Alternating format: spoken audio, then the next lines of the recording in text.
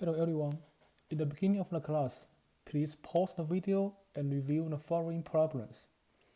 After you finish doing the problems, you can continue the video and I will show you all the solutions in detail. Okay, let's work together for these problems. First problem, square root of 64.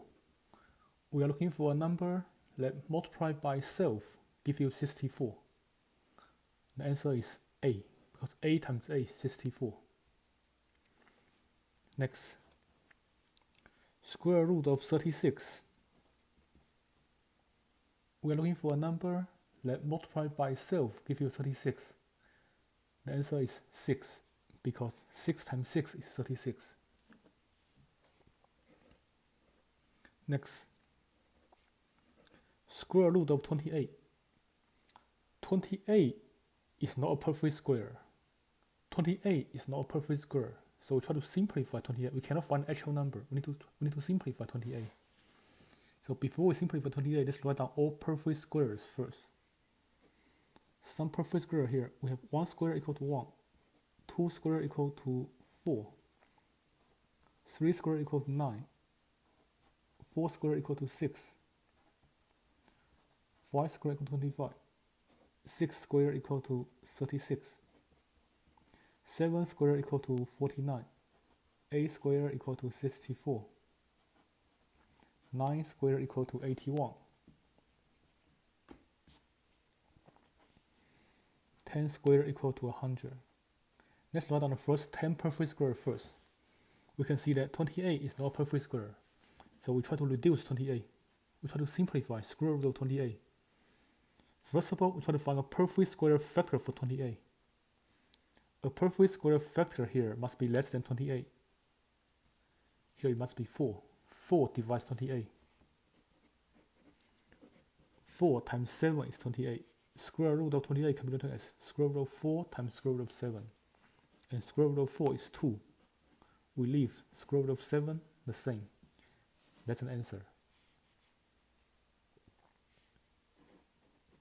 Next, square root of 40. Again, we can see that 40 is not a perfect square. We try to find a perfect square factor for 40. A perfect square factor for 40 must be less than 40, so it starts from 36. We try to find a perfect square factor for 40 here. Number 4 works. 40 is 4 times 10. 40 can be rewritten as 4 times 10. Square root of 4 is 2. We leave square root of 10 the same. Square root of 10 cannot be reduced. We leave it the same. That's an answer. Next, square root of 98. We try to find a perfect square factor for 98. A perfect square factor for 98 is 49. 98 can be written as 49 times 2. So square root of 98 is square root of 49 times square root of 2. Square root of 49 is 7. We leave square root of 2 the same. Next, square root of 150. For square root of 150, 150 is not a perfect square. We try to find a perfect square factor for 150. Here we try to find a perfect square factor for 150. For 150, a perfect square factor is 25. 25 is a perfect square factor.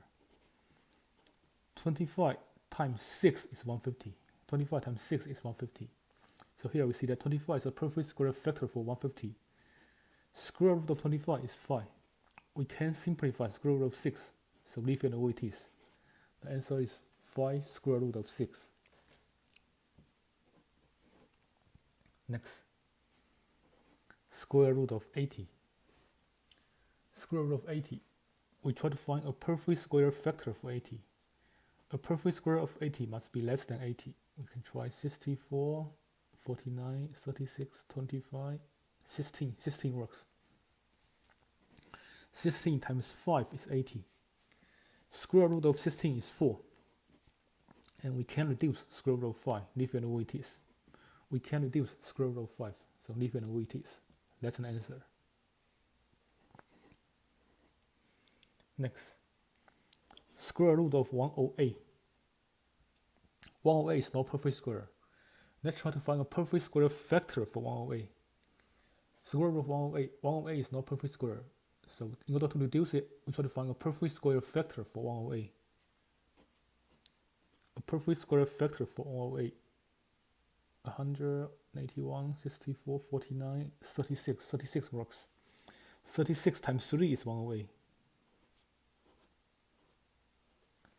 And we know that square root of 36 is 6. Square root of 3 cannot be reduced. So the answer is 6 square root of 3. Next, square root of 44. 44 is not perfect square. Let's try to find a perfect square factor for 44 first. Let's try to find a perfect square factor for 44 first.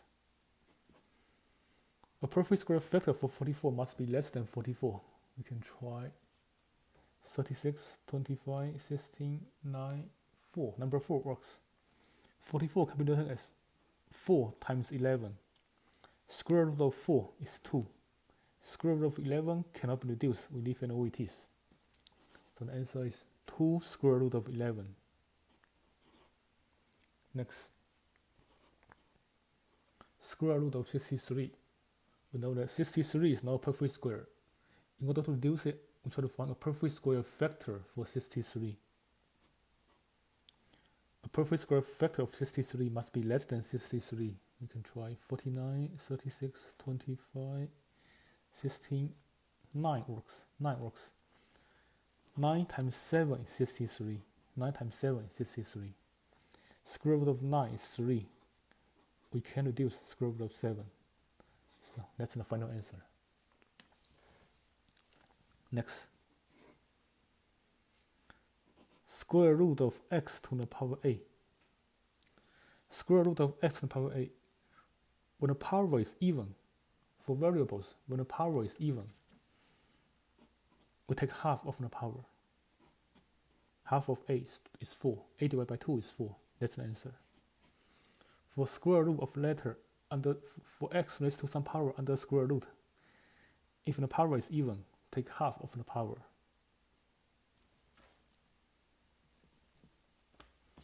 If the power is even, take half of the power. Next,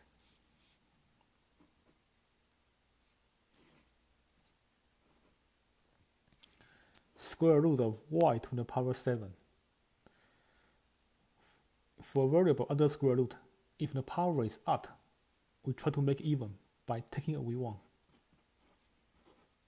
So y to the power 7, if I take away 1, I can make power 6, which is even.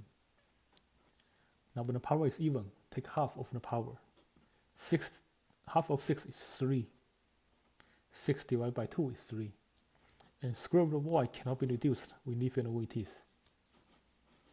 Square root of y cannot be reduced. I leave it the way it is.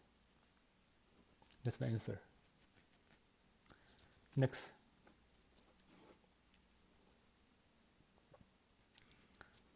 square root of 11 x raised to power of 11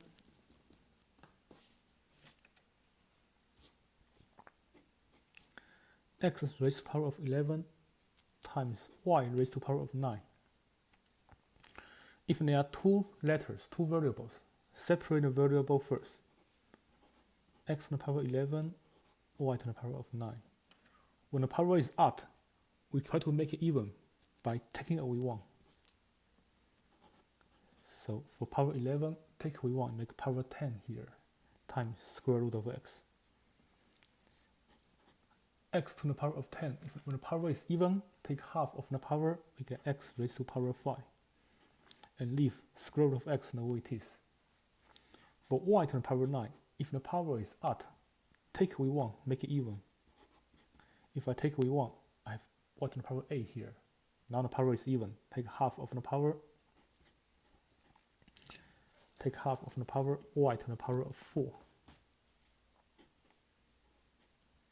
Square root of y cannot be reduced. I leave it the way it is. For the final answer, we multiply everything outside square root together. X to the power of 5, y to the power of 4. That's what we have outside square root.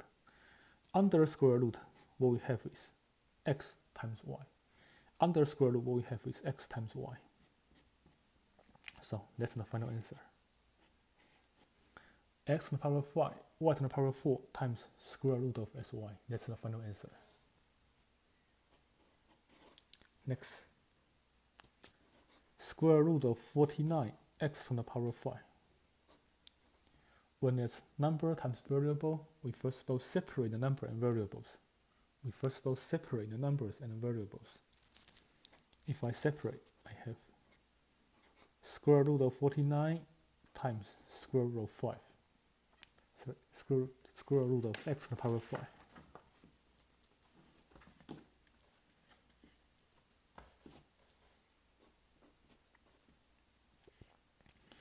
Square root of 49 is 7. Square root of 49 is 7. Square root of 49 is 7. Square root of x to the power of 5. When the power is odd, take half of. When the power is odd, take away 1, make it even. Take away 1. Take away 1 of an x, make the power even. Square root of x to the power of 4. When the power is even, take half of the power. 4 divided by 2 is 2. Square root of x cannot be reduced. I leave it the same. So for the final answer, multiply everything outside square root together. We have 7x squared times square root of x. That's the final answer.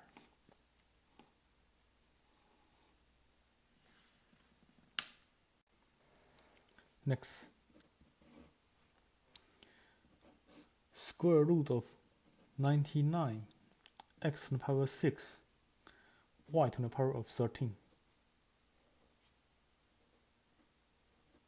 Square root of 99, x to the power of 6, y to the power of 13. First of all, we separate the numbers and the letters. Square root of 99, square root of x to the power of 6, square root of y to the power of 13.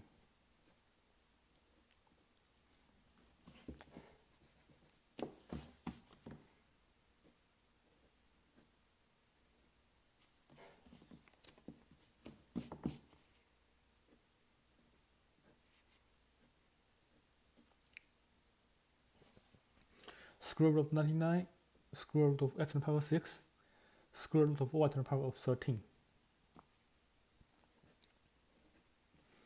Then simplify each one individually. Square root of 99, we try to find a perfect square factor for 99.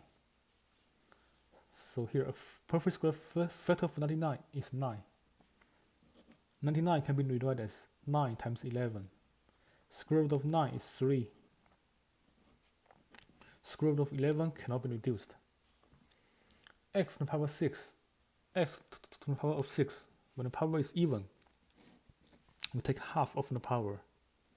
We get x raised to the power of 3. For y to the power of 13, when the power is odd, take away 1. Make it even. When the power is odd, take away 1, make it even. Square root of y to the power of 12. When the power is even, take half of the power, we get y to the power of 6. Square root of y cannot be reduced. I leave it the way it is. Square root of y cannot be reduced. I leave it the way it is. Then for the final answer, we multiply everything outside square root together. We have 3 x to the power of 3, y to the power of 6.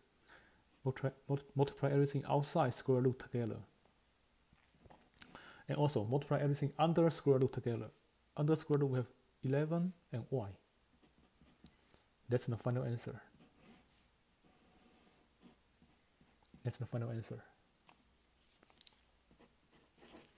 Next,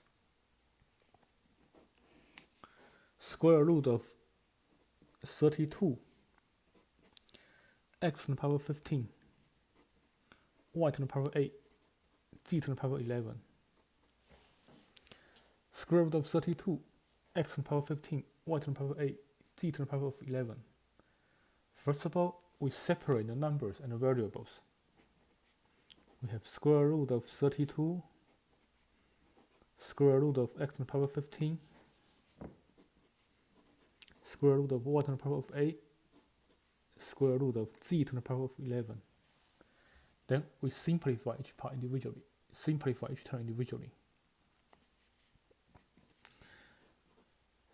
For 32, we try to find a perfect square factor for 32. A perfect square factor of 32 must be less than 32. Here we know 16 works. 16 goes into 32 2 times.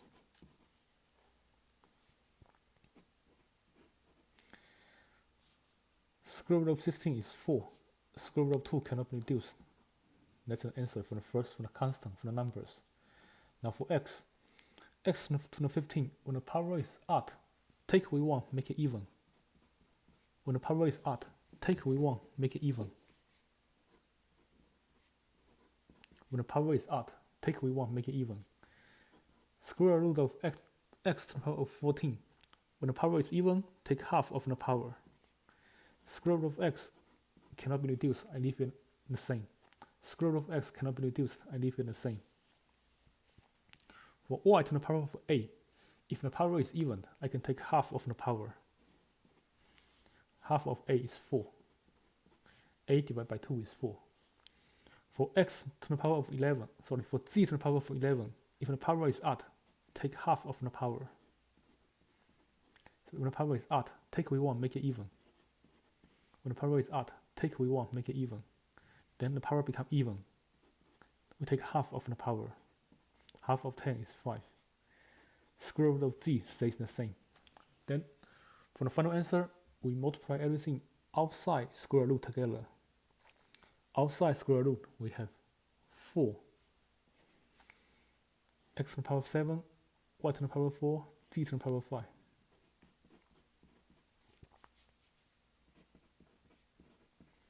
That's what we have outside square root. 4, x to the power of 7, y to the power of 4, z to the power of 5. Under square root, what we have is 2xz. Under square root, we have 2xz. Multiply together. Under square root, we have 2x and z. So that's the final answer.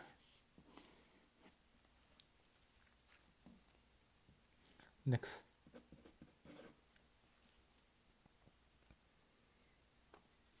-5 times square root of 28 x to the power 9 y to the power of 7. -5 times square root of 28 x to the power 9 y to the power of 7. First of all, don't touch -5. Simplify the square root first.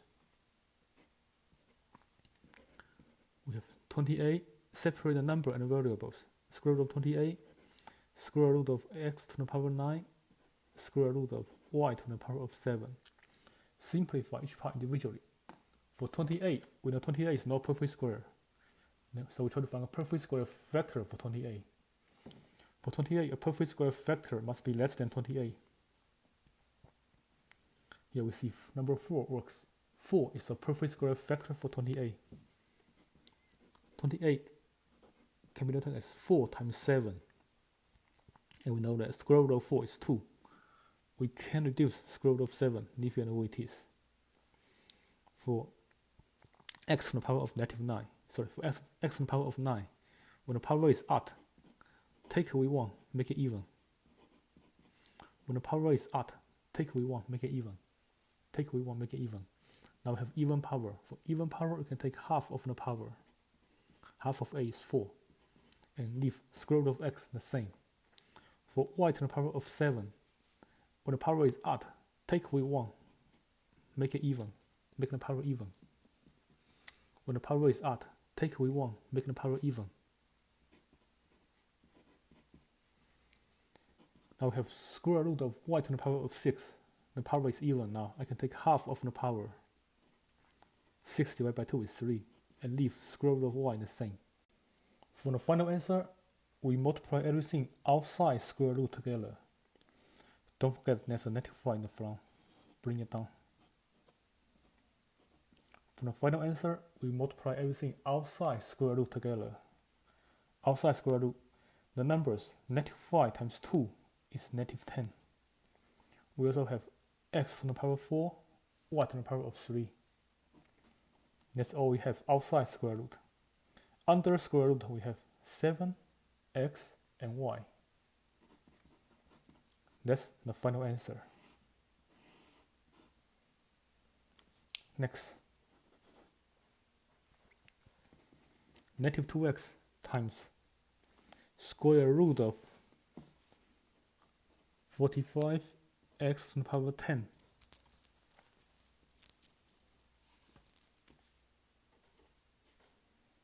y to the power of 15. So we simplify the square root first. When we simplify the square root, separate the numbers and the variables. The numbers and the letters. Simplify the number first. For number 45, we try to find a perfect square factor for 45. A perfect square factor for 45 must be less than 45. A perfect square factor for 45 is 9. 9 times 5 is 45. So 45 can be rewritten as 9 times 5. Square root of 9 is 3. And we can simplify square root of 5, leave it the way it is. For square root of x to the power of 10, when the power is even, we can take half of the power.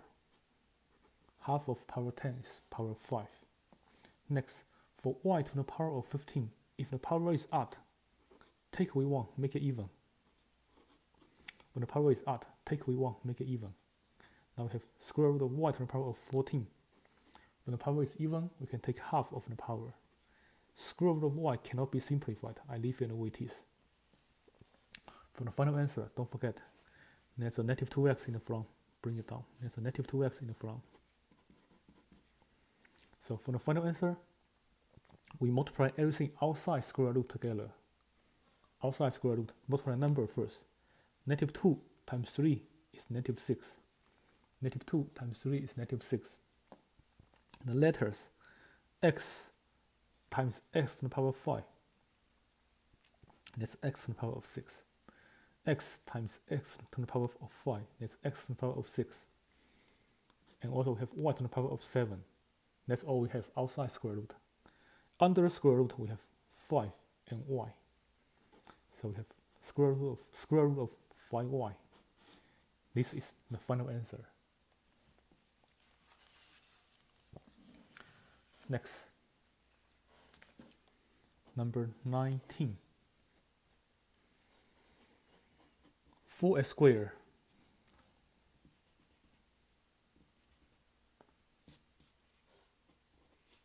times square root of 200 x to the power 7 y to the power of 8. 4x squared times square root of 200 x to the power 7 y to the power of 8.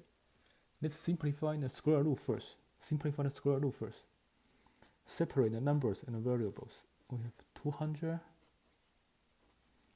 x to the power of 7 y to the power of 8. Simplify 200 first.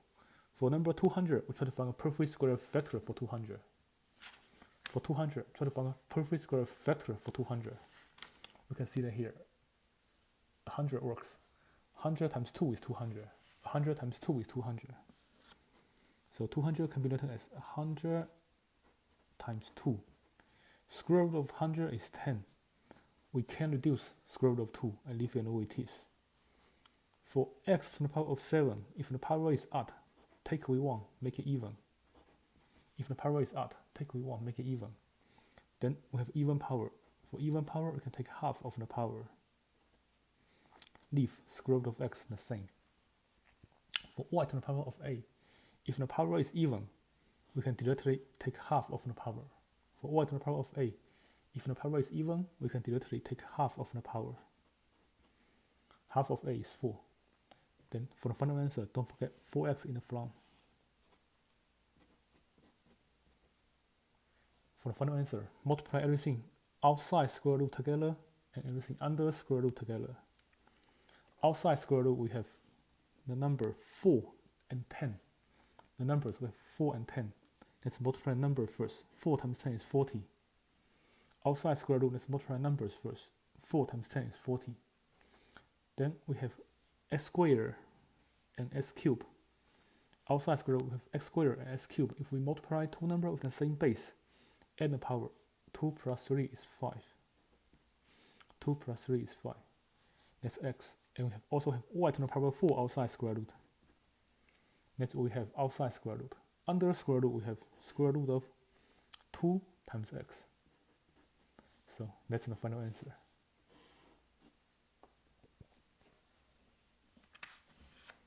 Next.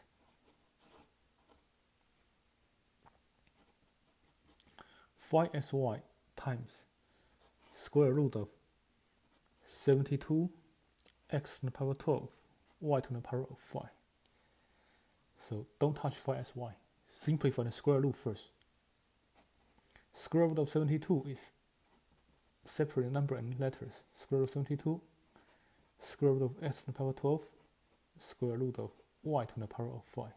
Separate the numbers and the letters first. Separate the numbers and the variables. Then try to reduce 72. We try to find a perfect square factor for 72. A perfect square factor for 72 must be less than 72. 64 doesn't work. 49 doesn't work. 36 works. 36 works. 36 times 2 is 72. 36 times 2 is 72. And we know that square root of 36 is 6. We can reduce square root of 2, so leave it the way it is. X to the power of 12. If the power is even, square root of x to the power 12. If the power under square root is even, we can take half of the power, which is x to the power of 6. Half of 12 is 6. If the power is odd, take away 1, make it even. Power of 5 means there are 5 y's multiplied together. If I take away 1, we have 4 y's left. Then when the power is even, take half of the power. Y raised to power 2. Square root of y, I leave it the same. And for the final answer, don't forget there's a 5 sy in the front. Bring it down. 5 sy times everything here. For the final answer, multiply everything outside square root together. Let's multiply the number first. 5 times 6 is 30. 5 times 6 is 30. X times x to the power 6 is x to the power of 7. X times x to the power of 6 is x to the power of 7. Y times y squared is y to the power of 3. Y times y squared, there's 1y here, there are 2y here. 1y and 2y together is 3y. There's 1x here, there are 6x here. 1x and 6x together is 7x. That's what's outside square root. What's under square root, we have 2 and y. So we have square root of 2y. What's under square root is 2 and y. We have square root of 2y. This is the final answer. That was what we did last class. Today, I'll show you something different. Today, I'll show you addition and subtraction of radical expressions.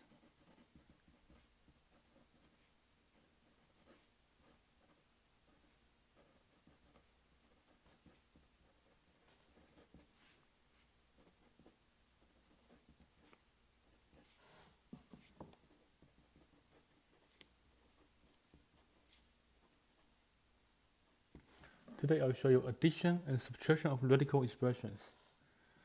How do we do addition? How can we do addition? First example, 5 square root of 3 plus 2 square root of 3. 5 square root of 3 plus 2 square root of 3. We can try to combine like terms. When we are adding or subtracting radical expression, we can try to combine like terms. We treat this as 5x plus 2x. We treat this as 5x plus 2x. If I combine like terms, 5 square root of 3 plus 2 square root of 3, keep the like term the same, keep square root of 3 the same, add a coefficient. 5 plus 2 is 7. keep the like term the same. Keep square root of 3 the same. Combine like terms. 5 square root of 3 plus 2 square root of 3. Consider this as 5x plus 2x. Like term is square root of 3. Leave it the same. If I combine like term and the coefficient, 5 plus 2 is 7. And that's the final answer. Next.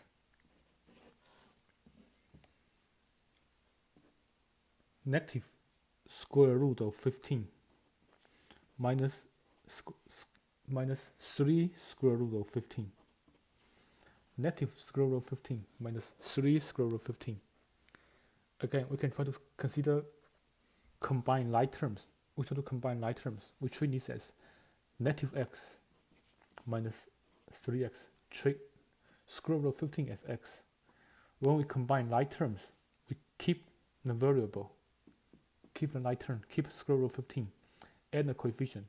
If there's no coefficient, consider the coefficient in the front is 1. Negative 1 plus negative 3. When we're adding two numbers with the same sign, keep the sign, add the coefficient, add the magnitude. When we are combining two numbers with the same sign, keep the sign, add the magnitude. 1 plus 3 is 4. And leave the like term the same. Like term is square root of 15, leave it the same. Add the coefficient. Negative 1 plus negative 3 is negative 4. Keep the like term the same.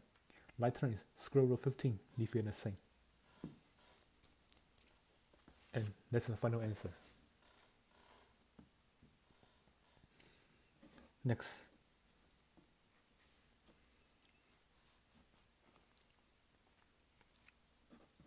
Five square root of 3 minus 2 square root of 2 plus 6 square root of 3. 5 square root of 3 minus 2 square root of 2 plus 6 square root of 3. When there are three terms, same thing, we try to combine like terms. Here we can see that 5 square root of 3 and 6 square root of 3, they are like terms. They have same square root, they are like terms. When we combine like terms, keep like term the same. Don't touch square root of 3. We add the coefficient. 5 plus 6 is 11. So I combine like term, I get 11 square root of 3. And this is not a like term. 2 square root of 2 is not a like term. I leave it the way it is. Minus 2 square root of 2. I leave it the way it is. We can combine. If they are not like terms, we can combine. That's the final answer. Next.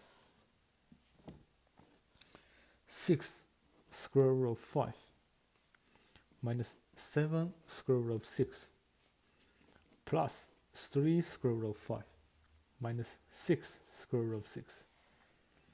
6 square root of 5 minus 7 square root of 6 plus 3 square root of 5 minus 6 square root of 6.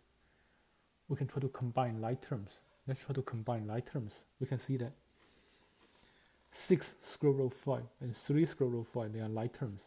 6 square root of 5, 3 square root of 5, they both contain the same square root, they are like terms.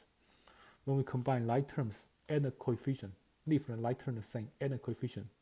6 plus 3 is 9. And we leave square root of 5 the same. And another like term is 7 square root of 6 and 6 square root of 6. Another like term is 7 square root of 6 and 6 square root of 6. Well, we can also combine like terms. They are like terms. We can also combine like terms. If we combine like terms, keep like term the same, add the coefficient. Negative 7 plus negative 6. Negative 7 plus negative 6 is negative 13. Like term is square root of 6, we leave it the same. That's the final answer.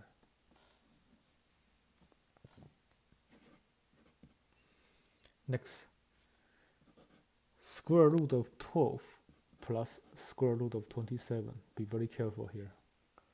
Square root of 12 plus square root of 27. They are not like terms. They are not like terms. They cannot be combined. But can we reduce both of them? If they can be combined, can we reduce both of them? Let's reduce both of them first. Square root of 12 can be written as 4 times 3. 4 is a perfect square factor for 12. We can write down some perfect square here.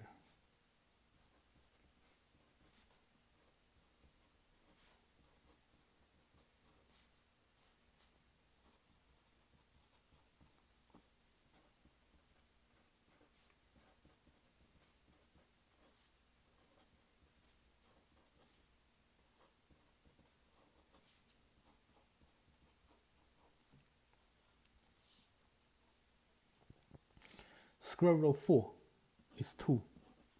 Square root of 3 cannot be reduced. I leave it the way it is. That's first term. Keep addition. Second term. Square root of 27. Let's try to find a perfect square factor for 27. A perfect square factor for 27 must be less than 27. You can see that here. 9 works. 9 works. 9 is a factor of 27. 9 goes to 27 3 times. 9 times 3 is 27. Square root of 9 is 3. And we can reduce square root of 3, leave it the way it is. Then we can combine like terms. 2 square root of 3 plus 3 square root of 3, they are like terms. We can combine like terms. If we combine, add the coefficient, 2 plus 3 is 5. We have 5 square root of 3. That's the final answer. Next, square root of 50 plus square root of 98. Square root of 50 plus square root of 98. Reduce each number, reduce each square root first. They are not like terms. We can't combine them. So let's reduce each of them first. For 50, for square root of 50, we try to find a perfect square factor for 50. Perfect square factor of 50 is 25. 25 times 2 is 50. Square root of 25 is 5. And square root of 2 cannot be reduced. We leave it the way it is. It's addition. Square root of 98. We try to find a perfect square factor for 98. We can see that here. 49 is a perfect square factor for 98. 98 can be written as 49 times 2. 98 can be written as 49 times 2. Square root of 49 is 7. And we can reduce square root of 2, leave it the way it is. So we have 5 square root of 2 plus 7 square root of 2, they are like terms. We have 5 square root of 2 plus 7 square root of 2, they are like terms. If we combine like term, we have 12 square root of 2. Next, we have square root of 27 minus square root of 12 plus square root of 75. Square root of 27 minus square root of 12 plus square root of 75. Let's simplify each number individually.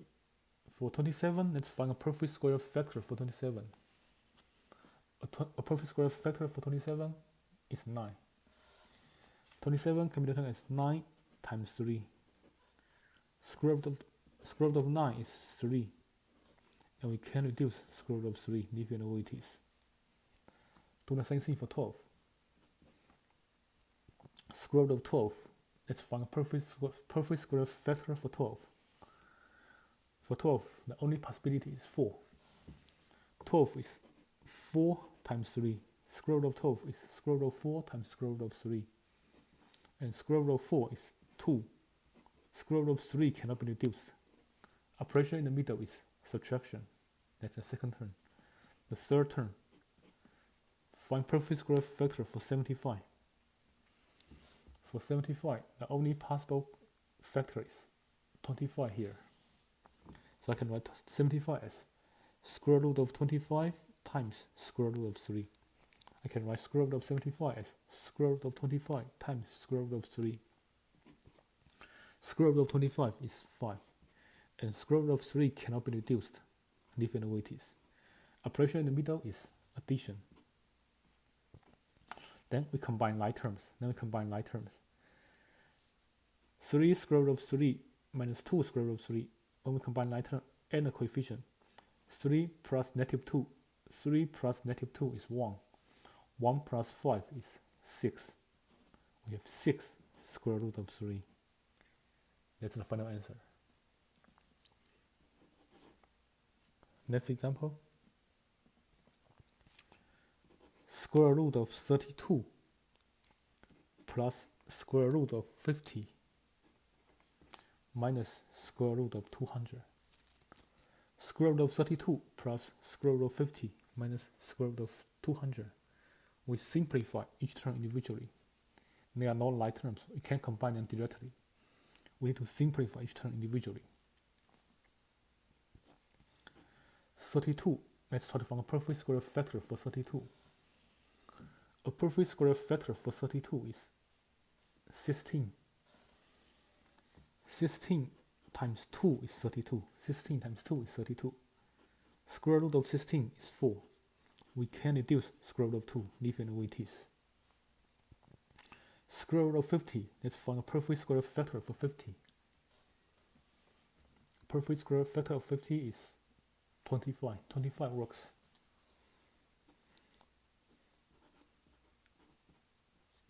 And 50 is 25 times 2. Square root of 25 is 5. Square root of 2 cannot be reduced. I leave it the way it is. Operation in the middle is addition. Last term here.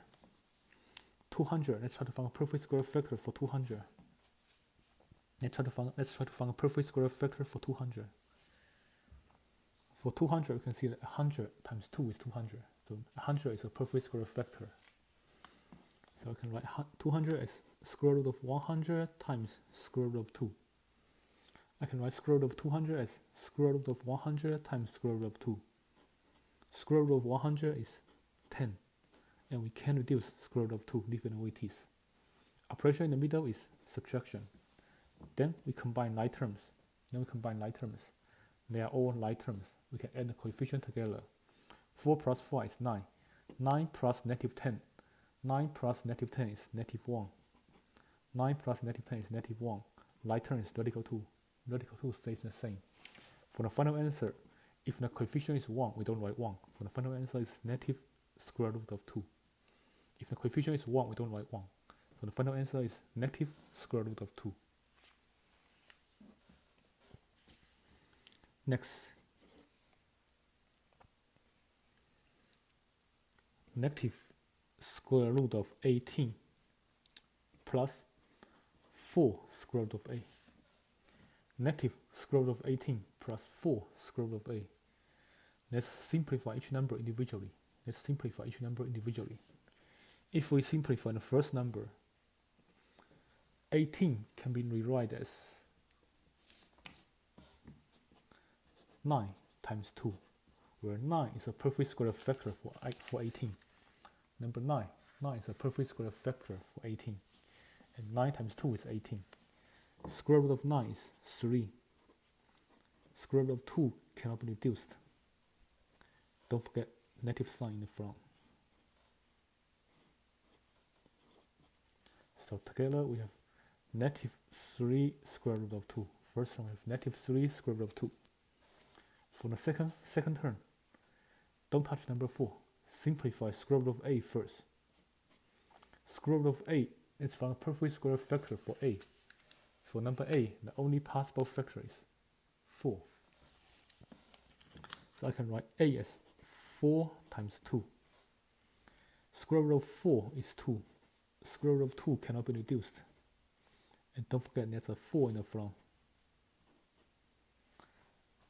4 times 2 is 8.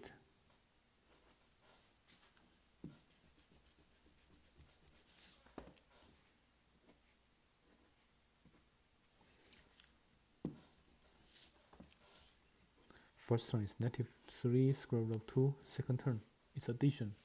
4 times 2 is 8. Square root of 2 stays the same. Then we can combine like terms. They are like terms here. They both contain square root. They are like terms. If we combine like terms, negative 3 plus positive a. Negative 3 plus positive a is positive 5. Like term stays the same. So the answer is 5 square root of 2.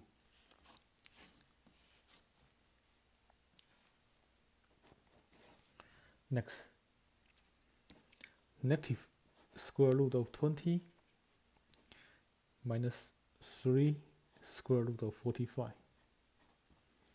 Negative square root of 20 minus 3 square root of 45. So simplify each term individually. Then combine like terms. Square root of 20. Let's try to find a perfect square factor for 20. For 20, a perfect square factor is 4. That's the only possible perfect square factor is 4. 4 times 5 is 20. So I can write square root of 20 as square root of 4 times square root of 5. Square root of 4 is 2. We can simplify square root of 5, leave it the way it is. And don't forget there's a negative sign in the front. So the first term is negative 2 square root of 5. Second term, don't touch 3. Simplify square root of 45 first. For number 45, let's try to find a perfect square factor first. A perfect square factor for 45 is 9. A perfect square factor for 45 is 9. 45 can be written as square root of 9 times square root of 5. Square root of 9 is 3. Square root of 5 cannot be reduced. And bring number 3 down. 3 times 3 is 9. And square root of 5 stays the same. Operation in the middle is subtraction. Then try to combine like terms. Since they are like terms, we try to combine like terms. When we combine like terms, add the coefficient. Negative 2 plus negative 9. Negative 2 plus negative 9. They have the same sign. So keep the sign, add the magnitude, we get negative 11. Leave square root of 5 the same. That's the final answer.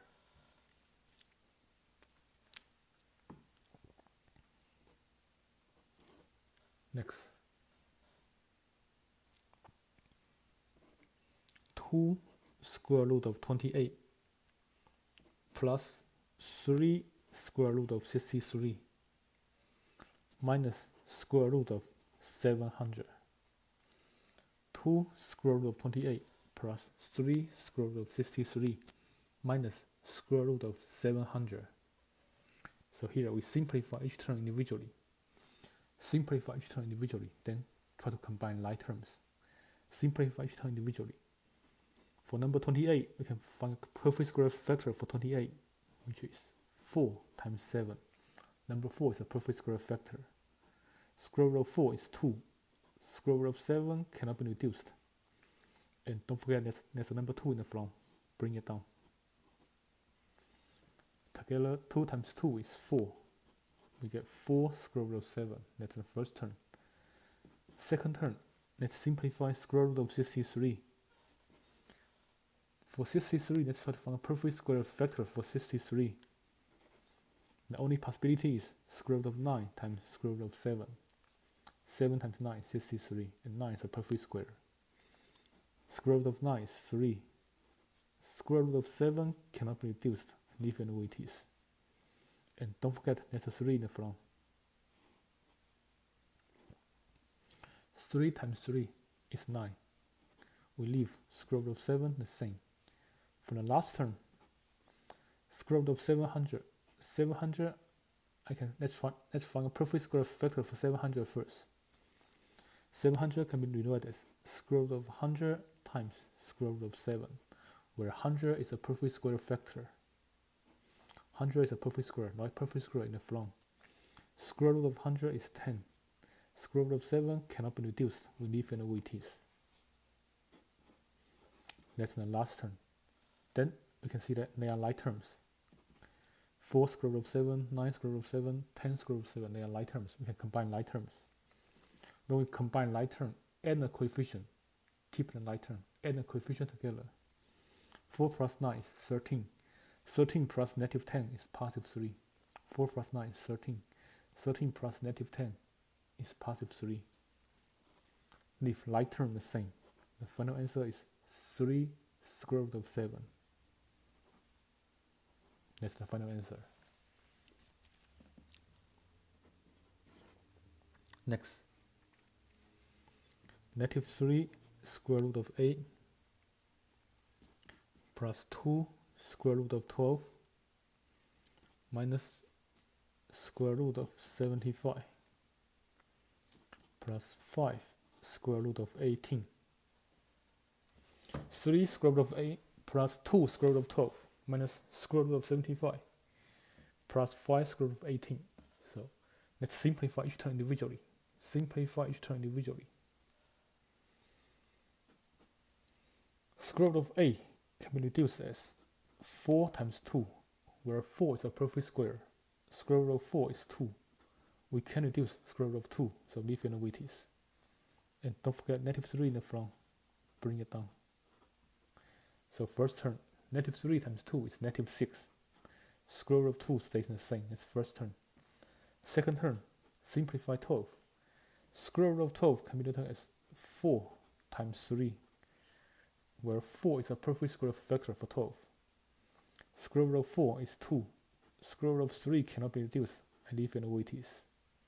And don't forget, there's a number 2 in the front. So from the second term, 2 times 2 is 4. Square root of 3 stays the same. The third term is subtraction. Square root of 75. Let's try to find a perfect square factor for 75. The only possibility is 25 times 3. 25 is a perfect square. Square root of 25 is 5. We can reduce square root of 3, so leave it the way it is. So that's the third term. 5 square root of 3 plus the fourth term. The fourth term, don't touch number 5. Don't touch number 5 in the front.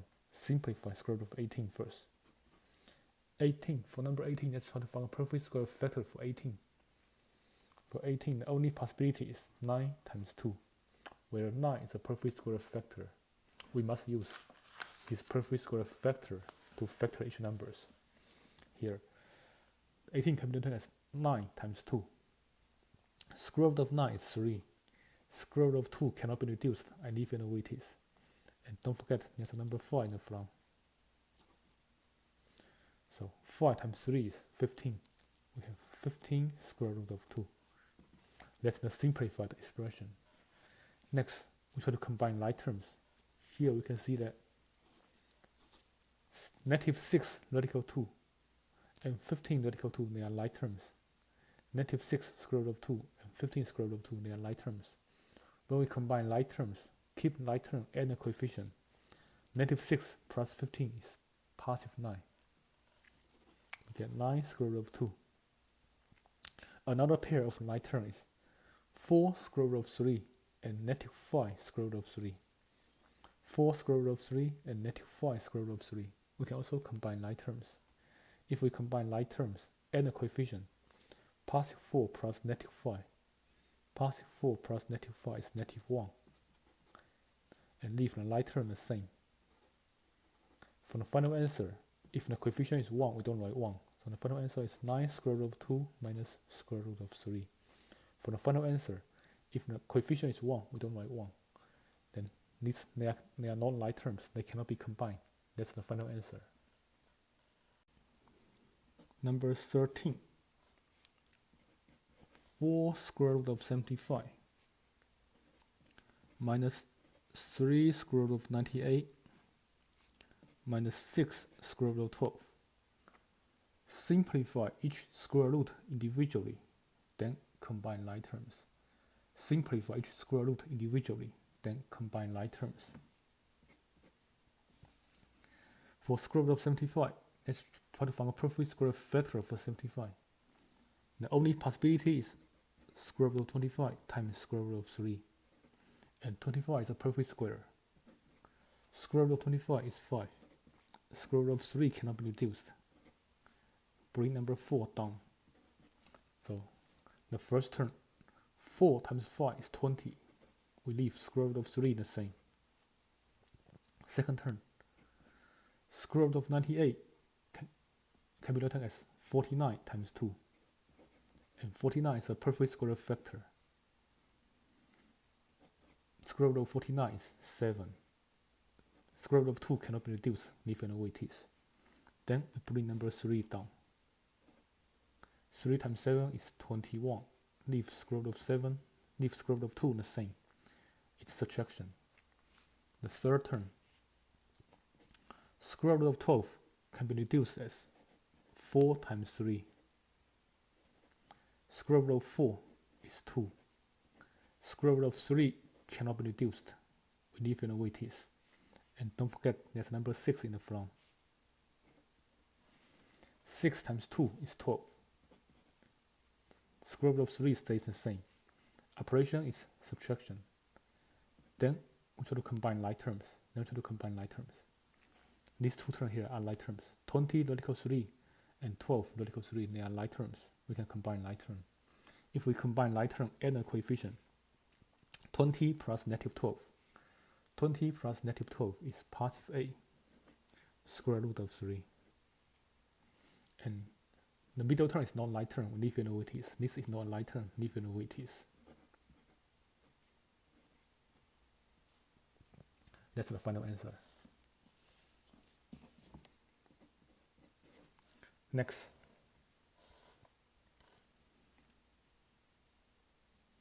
Five square root of 3 plus 6 square root of 2. That's a special case. 5 square root of 3 plus 6 square root of 12. That's a special case. They are not like terms. They cannot be combined. And also, they cannot be simplified. Square root of 3 and square root of 2, they cannot be simplified. If they are not like terms, they cannot be simplified any further. Then we say this expression cannot be simplified.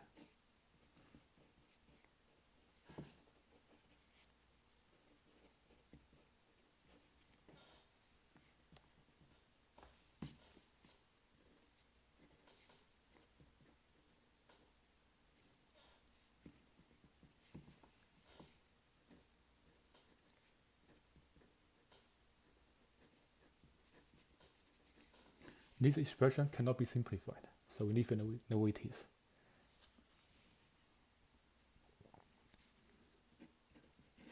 Next, let's do something with variables. 7 square root of x minus square root of x plus 5 square root of x. For variables, do the same thing. We try to combine like terms. For variable, do the same thing. Try to combine like terms.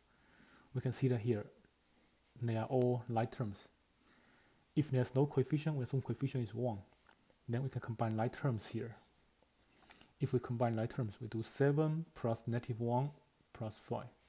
7 plus negative 1 is 6. 6 plus 5 is 11. So the answer is 11 square root of 12. When we combine like terms stays the same. Next.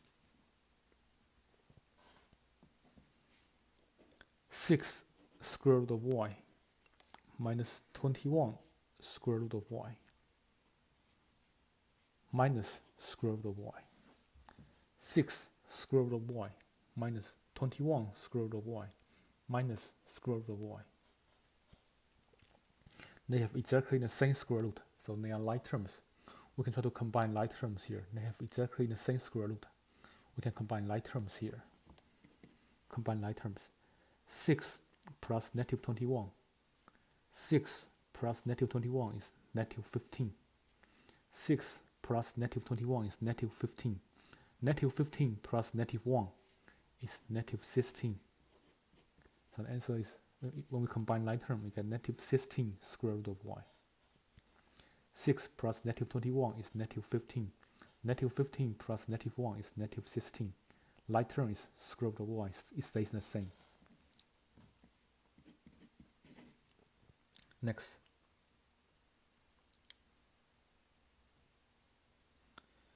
A square root of sy plus 12 square root of sy. A square root of sy plus 12 square root of sy. The square root looks exactly the same, so they are like terms. The square root looks exactly the same, so they are like terms. We can combine like terms. When we combine like term and the coefficient together, a plus 12 is 20. Square root of sy, the like term stays the same. The like term stays the same. We have 20 square root of sy. Next.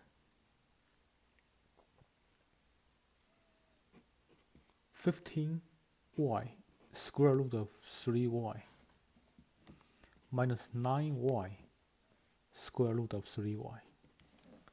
15y square root of 3y minus 9y square root of 3y. So the square root looks exactly the same. The letters looks exactly the same, so they are like terms here. Square root looks exactly the same. Letter also looks exactly the same. When the letter and square root both look exactly the same, they are called like terms. So we can combine like term. Positive 15 plus negative 9. Positive 15 plus negative 9 is positive 6. Like term is y square root of 3y. Like term stays the same. Combine like term and the coefficient. 15 plus negative 9 is 6. Like term is y square root of 3y. It stays the same. That's the final answer.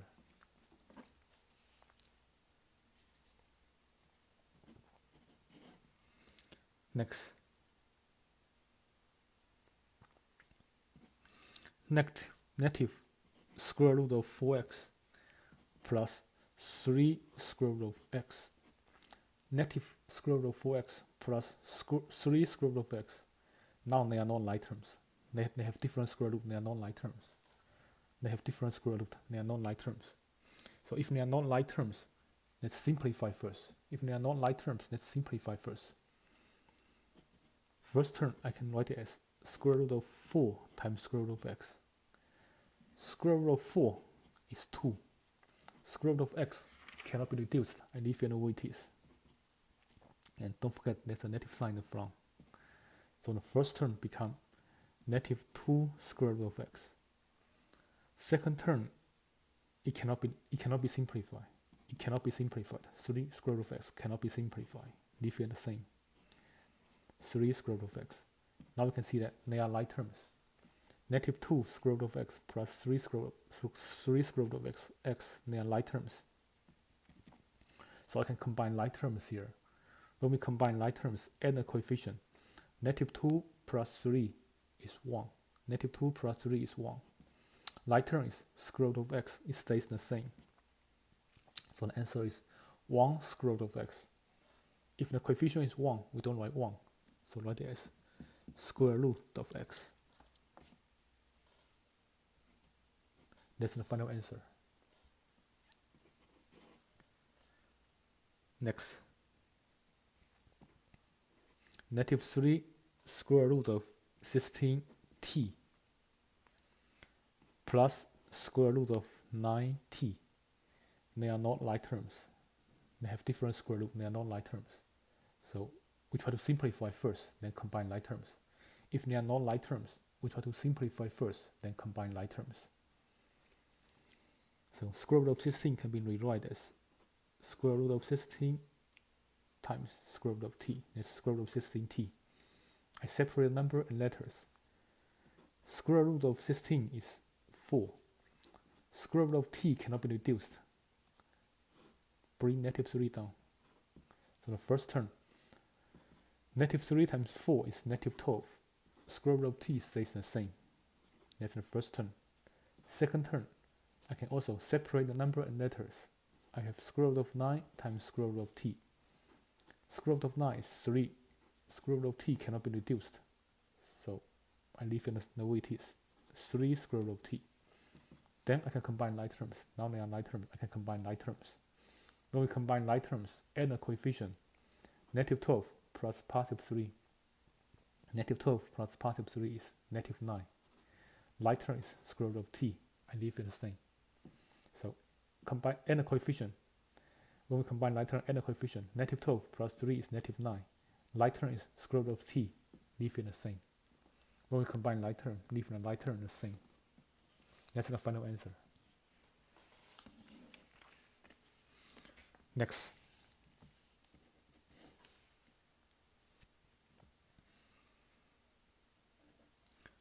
(2x) square root of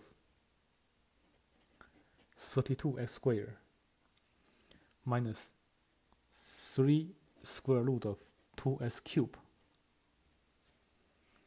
plus square root of 50x to the power 5 minus 4x square root of 98, 98x.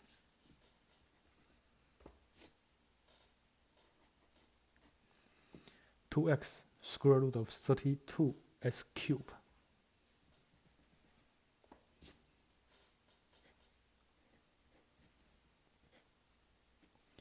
minus 3 times square root of 2x cubed plus 50 square root of x to the power 5 minus 4x square root of 98x. So simplify each term individually, then combine like terms. Since they are non-like terms, we simplify each term individually, Then combine like terms. First term,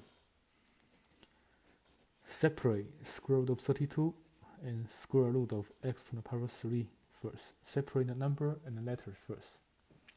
Square root of 32, if we find a perfect square factor for 32, we can find 16 times 2. 16 is a perfect square. I can write 32 as 16 times 2. Square root of 16 is 4. We leave square root of 2 the same. X to the power 3, when the power is odd, take away 1, make it even. When the power is odd, take away 1, make it even. Then we have square root of s squared times square root of x. Square root of s squared is x. Square root of x cannot be reduced, leave it the way it is. And don't forget 2x in the front. So for the first term, we multiply everything outside square root together.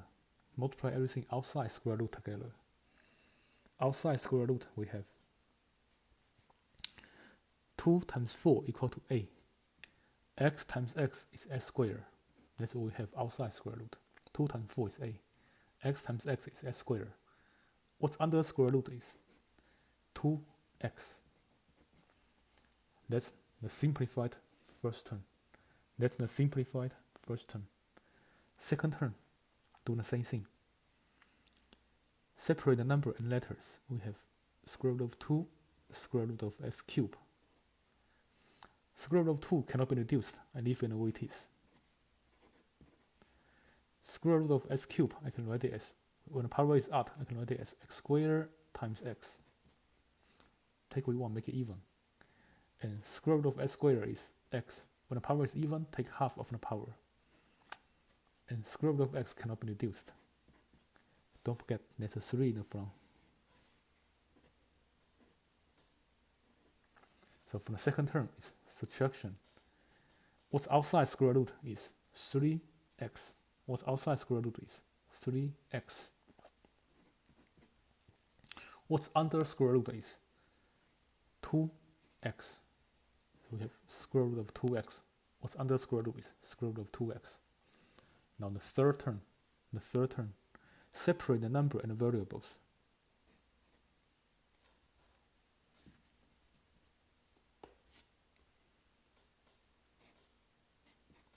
We have square root of 50 times square root of x to the power 5.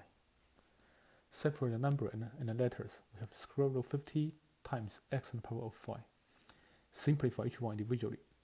Square root of 50 is square root of 25 times 2. 25 is a perfect square factor. Square root of 25 is 5. We can reduce square root of 2, leave it the way it is.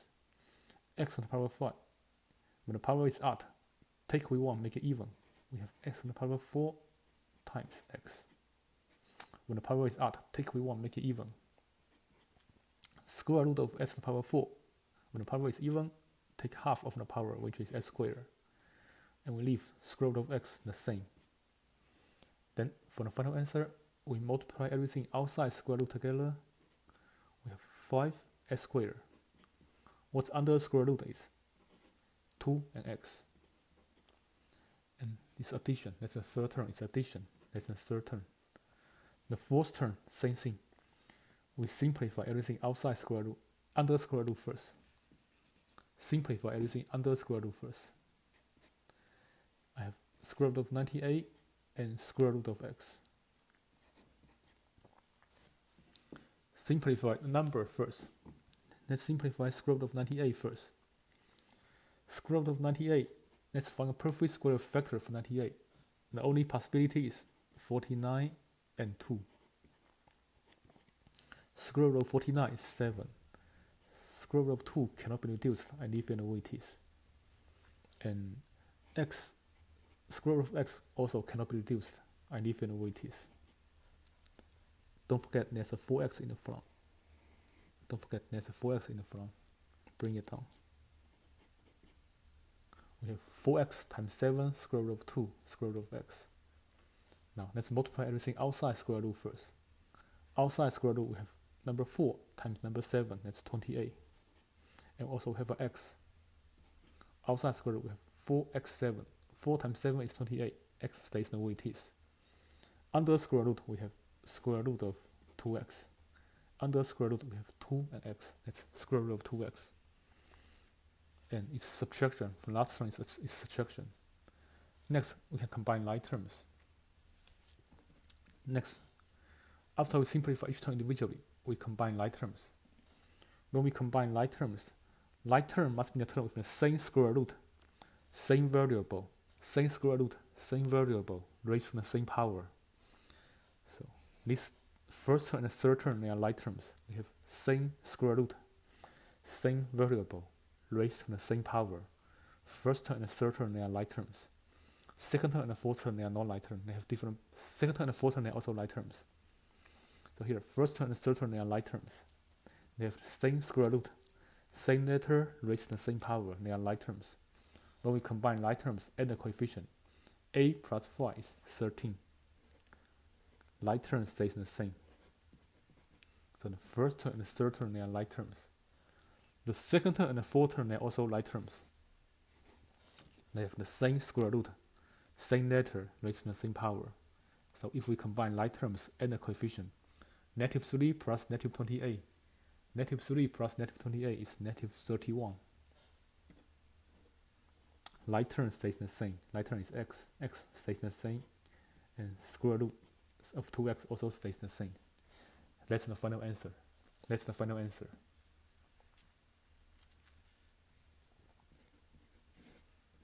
Next.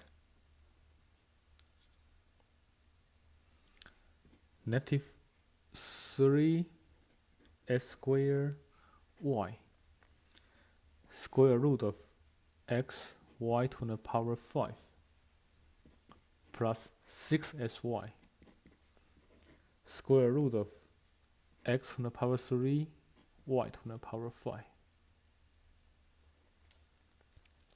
Negative 3x squared y. Square root of x y to the power 5 plus 6sy. Square root of x to the power 3 y to the power 5. So they are not like terms. Let's simplify each term individually, then combine like terms. Simplify each one individually, then combine like terms. So first square root is square root of x, square root of y to the power 5. Square root of x cannot be reduced. Leave it the same. Square root of y to the power 5. When the power is odd, take away 1, make it even. Take away 1, make it even. Square root of y to the power 4. If I take half of the power, it will be y to the power 2. And leave square root of y the same. Don't forget the first part. Bring it down. We have negative 3x squared y times this. Then, in order to simplify this, we multiply everything outside square root together. Multiply everything outside square root together. Everything outside square root, we have negative 3x squared y and y squared. Y and y squared. There's only one y here. We have 2y here. Together we have 3 y's. Multiply together. That's y to the power 3. Under square root we have square root of x and y. Under square root we have x and y. So that's square root of sy. That's the simplified first term. Next, simplify the second term. Second term, first of all, separate the letters. I have x to the power 3, y to the power 5. When the power is odd, take away 1, make it even. Square root of x squared. If I take half of the power, that's x. Square root of x cannot be reduced. It stays the same. For y to the power 5, I first of all take away 1, make it even. We have square root of y to the power 4. When the power is even, take half of the power. And square root of y, we leave it the same. For square root of y, we leave it the same. So we have 6sy times this. Then, in order to simplify completely, we multiply everything outside square root together. In order to simplify completely, we multiply everything outside square root together. Outside square root, we have number 6. X times x is x squared. Y times y squared is y to the power of 3. What's under square root? We have x times y. That's square root of sy. Operation is addition. Are they like terms? Like term means they have the same square root, same letter raised to the same power. So here they have the same letter raised to the same power, and then they also have the same square root. So they are like terms. If they are like terms, we can combine like term. When we combine like terms, add the coefficient, leave the like term the same. Negative 3 plus positive 6. Negative 3 plus positive 6 is positive 3. Leave like term the same. S squared y to the power 3 square root of sy. That's the final answer to this problem. Next, 16a square root of a to the power 3 b to the power 4 minus a b squared square root of a to the power 5 plus 3a squared b square root of a b squared. So first of all, we can see that they are non-like terms. We try to simplify each term first. Then try to combine like terms. Let's simplify the first term first. Take care of the square root first. If I simplify the square root, I can write it as square root of a to the power 3 square root of b to the power 4. When the power is odd, take away 1, make it even. When the power is odd, take away 1, make it even. Square root of a squared is a. Square root of a cannot be reduced, I leave it the way it is. Square root of b squared, when the power is even, I can take half of the power. That's b to the power of 2. And don't forget 16a in the front.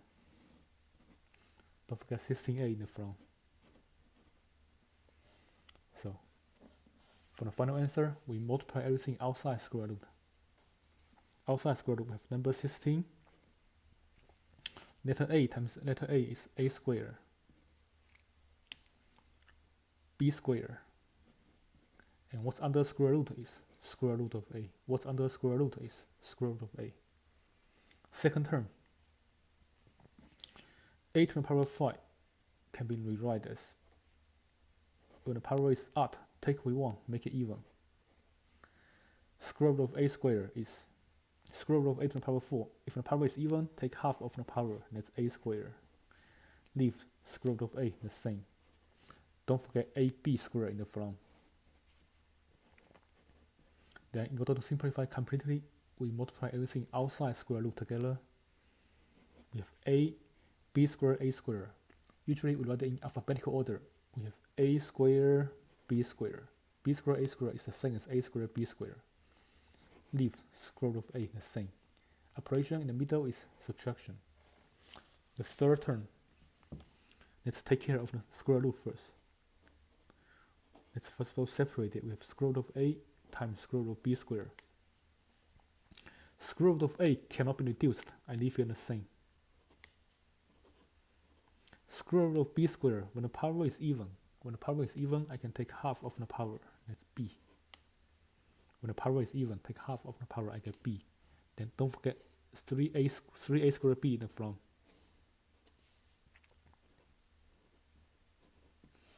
Then we multiply everything outside square root. We have 3a squared, b times b is b squared. Under square root, we have square root of a. Then combine like terms. Are they like terms? They have exactly the same square root, same letters, raised to the same power, so they are like terms. They have exactly the same square root, same letters, raised to the same power, so they are like terms. When we combine like terms, add the coefficient. 16 plus negative a is a. A plus 3 is 11. We have 11 a squared, b squared, square root of a. That's the final answer. Next, 4 square root of 2s cubed plus 6 square root of 2x. 4 square root of 2s cubed plus 6 square root of 2x. They are not like terms. They have different square root. So let's simplify this first. Simplify first, then try to combine like terms. Let's simplify the first square root. We have square root of 2 times square root of s cubed. Square root of 2 cannot be reduced. I leave it the way it is. Square root of s cubed. When the power is odd, take what we want, make it even. We have square root of s squared times square root of x.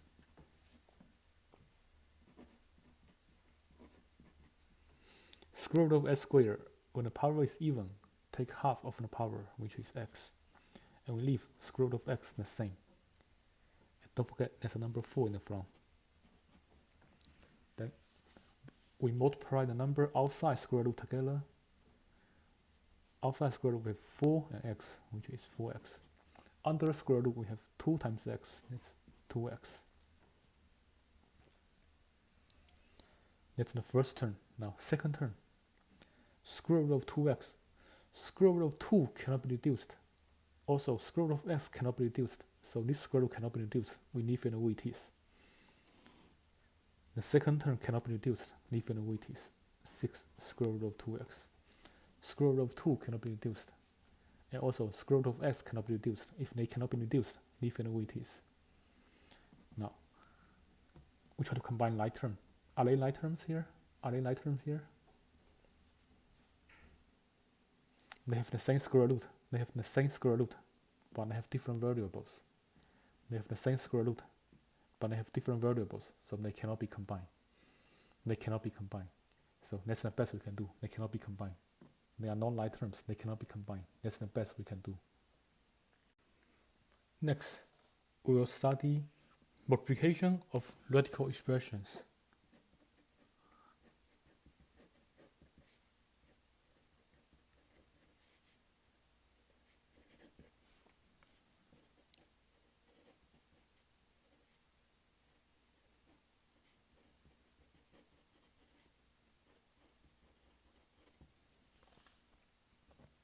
How do we multiply radical expressions? Let's look at some simple example first. How do we multiply radical 30 times radical 5? Radical 30 times radical 5.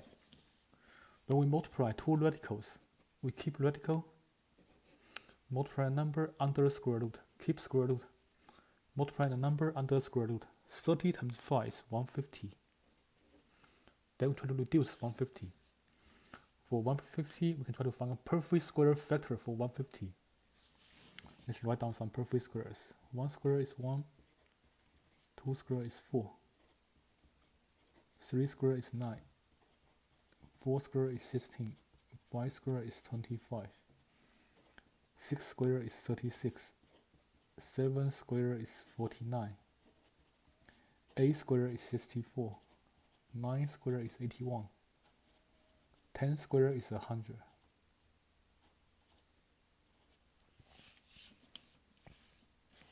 So for square root of 150, we try to find a perfect square factor for 150.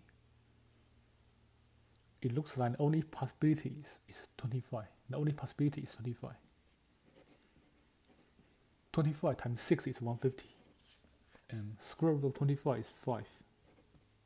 Square root of 6 cannot be reduced. That's the final answer.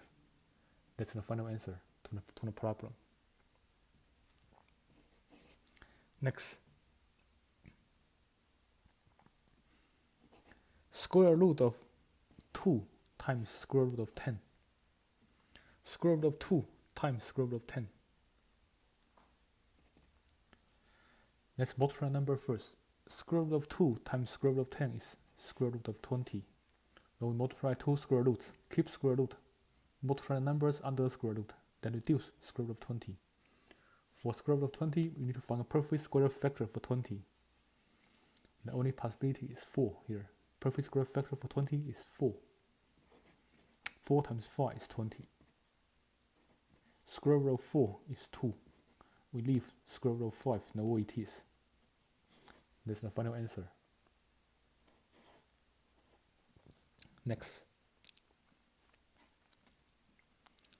Negative 5 square root of 10 times 6 square root of 5.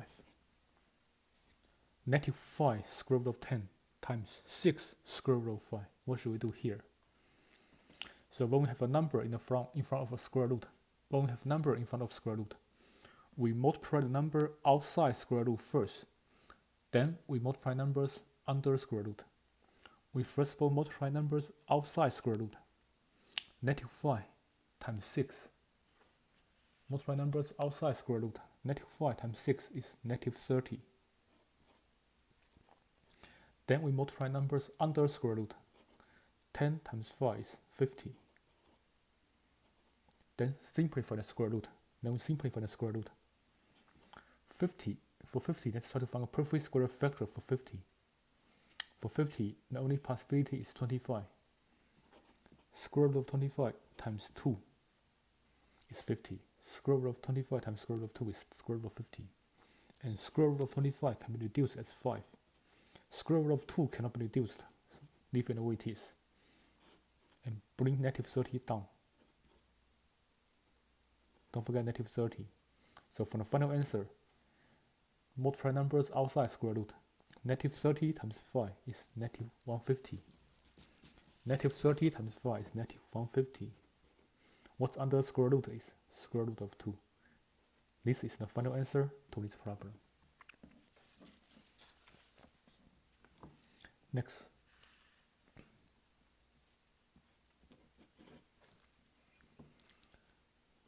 Nine square root of 6 times negative 4 square root of 3. 9 square root of 6 times negative 4 times square root of 3. We can first of all multiply number outside square root first, and then multiply numbers under square root. When there's a number in front of square root, we first of all multiply numbers outside square root first, then we multiply numbers under square root.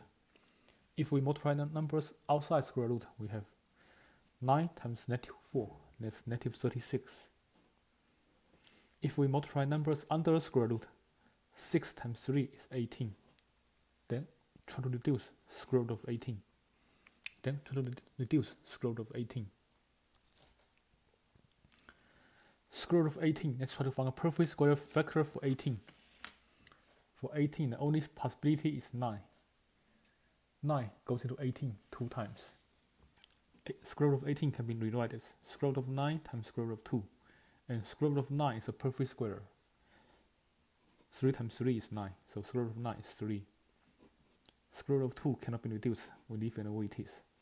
And don't forget, there's a negative 36 in the front. For the final answer, we multiply numbers outside square root together. The numbers outside square root, negative 36 times 3 is negative 108. We leave square root of 2 the way it is. That's the final answer to this problem. Next. Square root of a times 2 square root of 3. Square root of a times 2 square root of 3 plus square root of 2. Square root of a times 2 square root of 3 plus square root of 2. So when there's parentheses and there are two terms inside, we distribute square root of a into the parentheses. And square root of a is under square root. When we distribute, we only multiply square root of a to the number under square root. Since square root of a is under square root, when we distribute, we only multiply square root of a to the number under square root. So when I distribute, we have 2 square root of 24 plus square root of 16. First term, number 2 stays the same. A times 3 is 24. Second term, a times 2 is 16. We only multiply number a to the number under square root because number a is under square root. We only multiply number a to the number under square root. Then simplify each square root individually. If we try to simplify square root of 24, let's try to find a perfect square factor for 24. For 24, a perfect square factor is 4. For 24, a perfect square factor is 4. 4 times 6 is 24. Square root of 4 is 2. Square root of 6 cannot be reduced. We leave it the way it is. Don't forget there's a 2 in the front. 2 times 2 is 4. So first term we have 4 square root of 6. Second term, square root of 16. 16 itself is a perfect square. 16 itself is a perfect square. And we know that square root of 16 is 4. Because 4 squared is 16. 4 times 4 is 16. So square root of 16 is 4. Keep operation in the middle. They are not like terms. They cannot be combined. They are not like terms. They cannot be combined. So this is the final answer. If they cannot be combined, that's the final answer. Next. 2 square root of 6 times 3 square root of 3 minus 4 square root of a.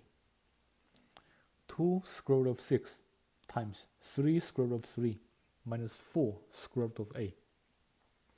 So here, when there are two terms in the parentheses, we distribute the term in the front into the parentheses. When we distribute, we multiply the number outside to the number outside. We multiply the number outside square root to the number outside square root. We multiply number under square root to number under square root. So 2 square root of 6 times 3 square root of 3 will be 6 square root of 18. 2 square root of 6 times 4 square root of a, it will be 8 square root of 48. For the first term, number outside square root 2 times 3 is 6. Number under square root 6 times 3 is 18. For the second term, number outside square root 2 times 4 is 8. Number under square root 6 times 8 is 48. Then reduce each square root. Then reduce each square root. Square root of 18. Let's try to find a perfect square factor for 18. For number 18, the only possibility is 9. The only possibility is 9. 18 can be rewritten as 9 times 2. Square root of 18 can be rewritten as square root of 9 times square root of 2. Square root of 9 is 3. We leave square root of 2 the way it is. Bring 6 down. So the first term is 6 times 3 equal to 18. Square root of 2 stays the same. That's the first term. Second term, for 48, we try to find a perfect square factor for 48. A perfect square factor for 48. 16 is a perfect square factor for 48. 16 goes into 48. 16 goes into 48 3 times. So 48 can be divided as 16 times 3. Square root of 16 is 4. Square root of 3 cannot be simplified.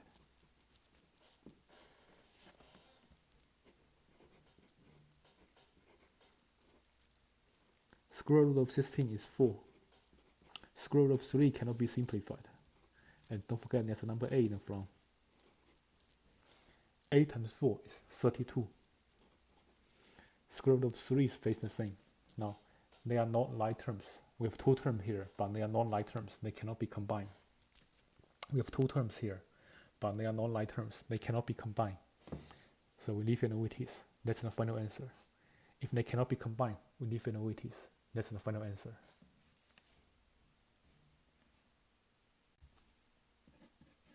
Next. 4 square root of 2 minus 1 times 7 square root of 2 plus 3. So when we have 4 terms times, when we have 2 terms times 2 terms, we distribute every term in the first parenthesis into every term in the second parenthesis. So 4 square root of 2 times 7 square root of 2 is 28 square root of 4. 4 times 7 is 28. 2 times 2 is 4 under square root. 2 times 2 is 4. Then first times last. 4 square root of 2 times 3 is 12 square root of 2. 4 times 3 is 12. Square root of 2 stays the same. Next. Negative 1 times 7 is negative 7. Square root of 2 stays the same. Last. Negative 1 times 3. Negative 1 times 3 is negative 3. Distribute first, then simplify. Square root of 4 is 2. Square root of 4 is 2. We have 12 square root of 2 minus 7 square root of 2 minus 3. If we multiply, 28 times 2 is 56. Keep the rest the same. Simplify every term completely, then try to combine like terms. Here, we consider numbers are like terms. 56 and 3 are like terms. 56 plus negative 3 is 53. 56 plus negative 3 is 53. Another like term here. 12 square root of 2 and negative 7 square root of 2. When we combine, they are like terms. When we combine like terms, add a coefficient. 12 plus negative 7 is positive 5. 12 plus negative 7 is positive 5. Leave the like term the same. So the answer is 53 plus 5 square root of 12. Next.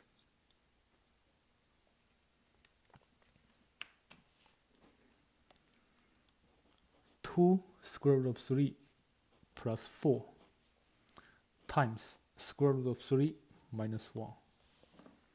2 square root of 3 plus 4 times square root of 3 minus 1. Same thing. We distribute every term in the first parenthesis into every term in the second parenthesis.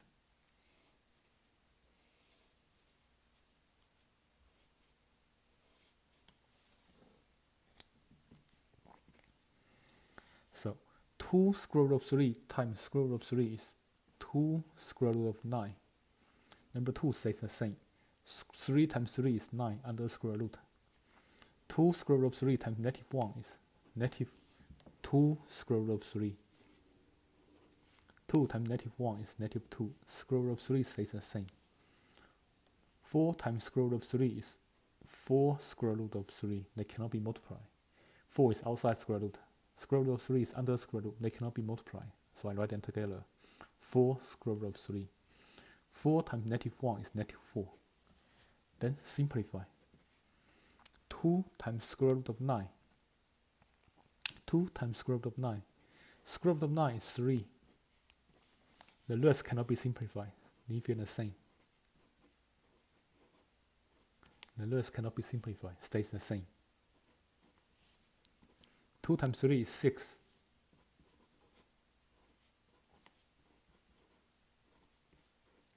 The rest stays the same.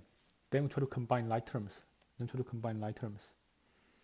6 and 4, they are like terms. Positive 6 plus negative 4 is positive 2. And 2 square root of 3 and 4 square root of 3, they are like terms. When we combine like term, add the coefficient. Negative 2 plus positive 4. Negative 2 plus positive 4 is positive 2. Leave square root of 3 the same. That's the final answer to this problem. Next.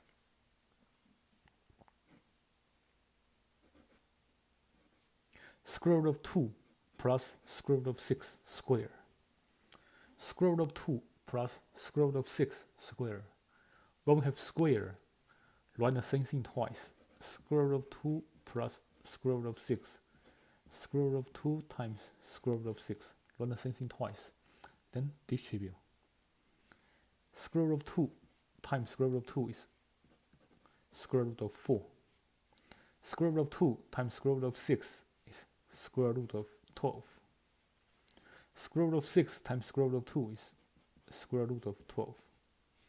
Square root of 6 times square root of 6 is square root of 36. Then we try to simplify each term individually. Square root of 4 is 2. Square root of 12. Square root of 4 is 2. Square root of 12. 12 can be rewritten as 4 times 3. Square root of 4 is 2. Square root of 3 cannot be reduced, it stays the same. Next term, square root of 12, the same thing. That's square root of 4 times square root of 3. Square root of 4 is 2. Square root of 3 is square root of 3. That cannot be simplified. Keep operation. Last term, square root of 36 is 6. Then we can combine like terms. 2 plus 6 is 8. 2 square root of 3 plus 2 square root of 3. 2 square root of 3 plus 2 square root of 3 is 4 square root of 3 if we combine like terms. 2 square root of 3 plus 2 square root of 3 is 4 square root of 3. Next, square root of 10 plus 5 times square root of 10 minus 5. Square root of 10 plus 5 times square root of 10 minus 5. So let's distribute first. Square root of 10 times square root of 10 is square root of 100. Square root of 10 times number 5 is negative 5 square root of 10. 5 square root of 10, 5 times square root of 10 is 5 square root of 10. Positive 5 times negative 5 is negative 25. Then we simplify each term individually. Square root of 100 is 10. Negative 5 square root of 10 and positive 5 square root of 10 they get cancelled. They look exactly the same, but they have opposite sign, they get cancelled. Last term is negative 25. Last term is negative 25. Then we combine like terms. Positive 10 plus negative 25. Positive 10 plus negative 25 is negative 15. Positive 10 plus negative 25 is negative 15. For number 10, if we observe the problem carefully, we can see that this expression actually matches the formula that a plus b and times a minus b. This expression matches the formula of the form a plus b times a minus b. And we know that a plus b times a minus b is a squared minus b squared. If we use this formula for number 10, if we do number 10, use this formula. If we do number 10, use this formula, I can write it like this. Square root of 10 plus 5 times square root of 10 minus 5. If we observe this formula, if we try to match this formula, we can see that square root of 10 represents A, number 5 represents B. So we have, if we use the formula, we have square root of 10 squared minus 5 squared. Square root of 10 match A. Square root of number 5 match B. So we have A squared minus B squared, which is square root of 10 squared minus 5 squared. And we know that square root of 10, square cancel square root. Square always cancel square root. We have number 10 by itself. For the first part, we have number 10 by itself. Square always cancel square root. We have number 10 by itself. The second term, we have 5 squared. 5 squared means 5 times 5. 5 times 5 is 25. 10 minus 25. We try to combine like terms. Positive 10 plus negative 25 is negative 15. So using the formula, we're going to say answer. If we use the formula, we're going to say answer. Either way is okay. You can directly multiply out, or you can use the formula, we're going to say answer. It's better to know the formula. Knowing the formula will make the problem much easier.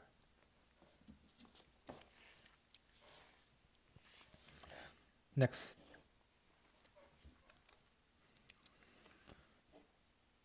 two square root of 15x cubed times 5 square root of 3x to the power 5.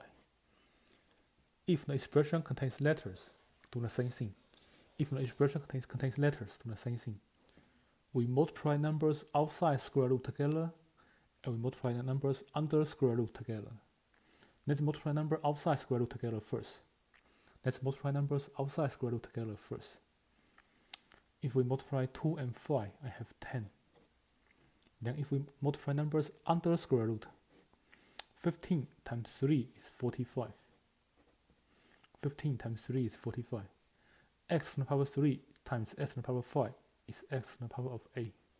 When we multiply two numbers with the same base, keep the base, add the exponent, 3 plus 5 is a. Then simplify the square root. Let's separate the numbers and letters first.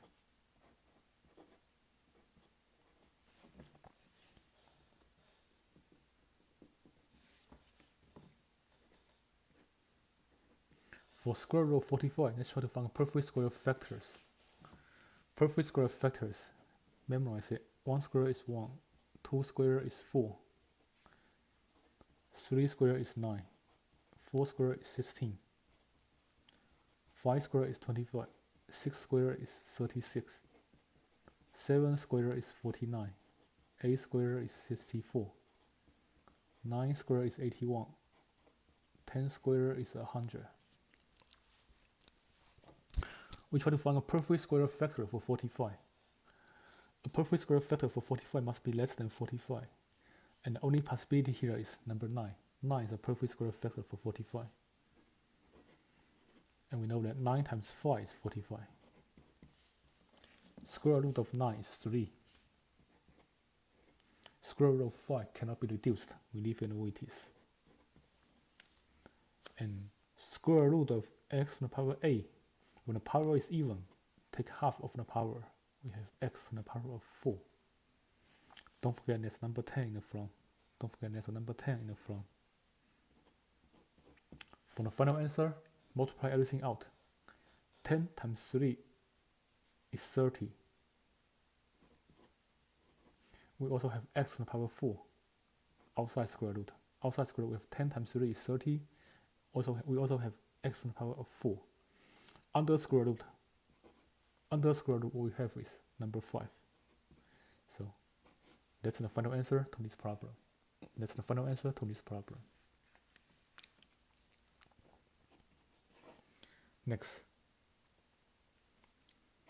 3 square root of ay times 2 square root of 6y squared. 3 square root of ay times 2 square root of 6y squared.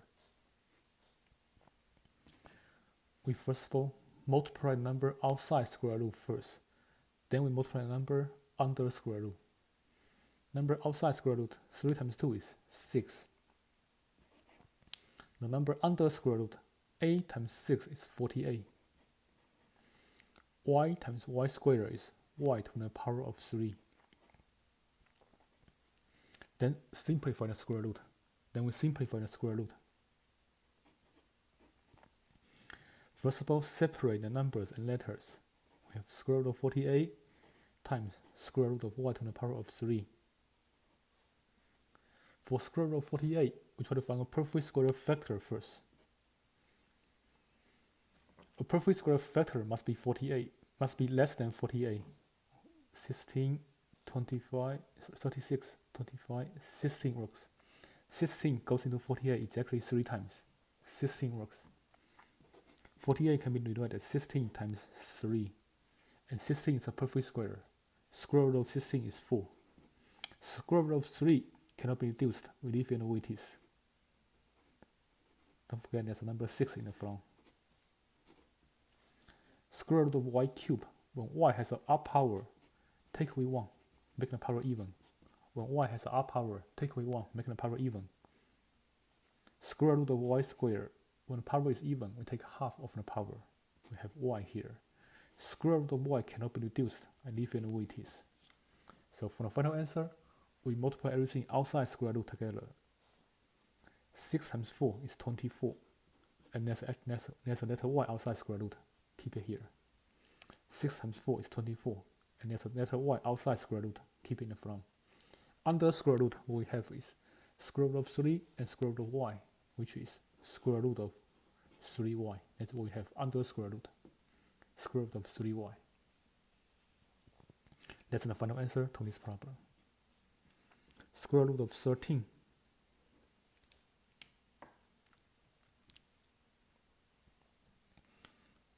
Three square root of x times 5 square root of y minus 3. 3 square root of x times 5 square root of y minus 3. So we distribute the first term into the parentheses. we distribute the term in front of parentheses to both terms in the parentheses. So first term, 3 times 5 is 15. That's outside square root. Under square root, x times y is sy. Second term, outside square root, 3 times 3 is 9. Under square root is x. And this cannot be simplified. Square root of sy cannot be simplified. Square root of x cannot be simplified. And they are not like terms. They cannot be combined. That's the final answer. They are not like terms. They cannot be combined. That's the final answer. Next, 2x square root of y times 2 square root of y plus 4 square root of x cubed.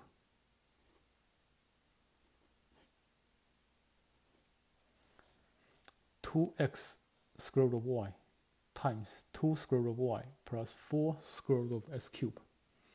When there's one term in front of parentheses, distribute this term into the parentheses to both terms in the parentheses.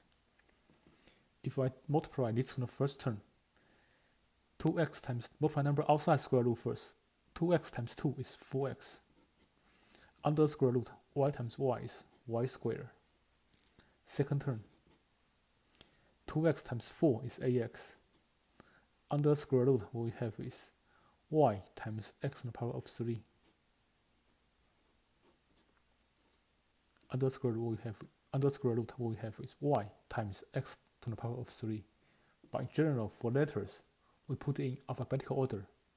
For letters, put in alphabetical order. Y(x cubed) can be rewritten as x cubed times y. Switch order. We want alphabetical order. We write x in the front in general.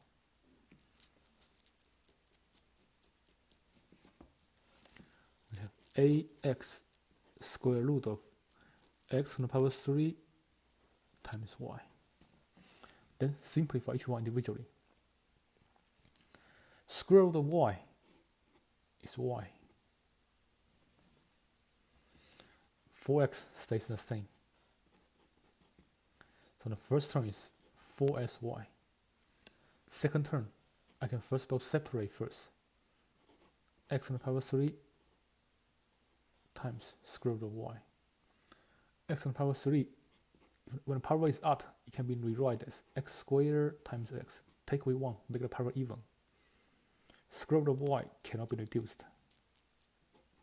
Square root of x squared is x, take half of the power. When the power is even, take half of the power.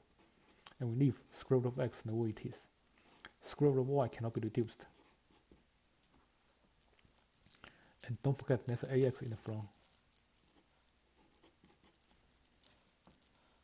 Multiply together, ax times x is as squared. Under square root, we have square root of sy. First term is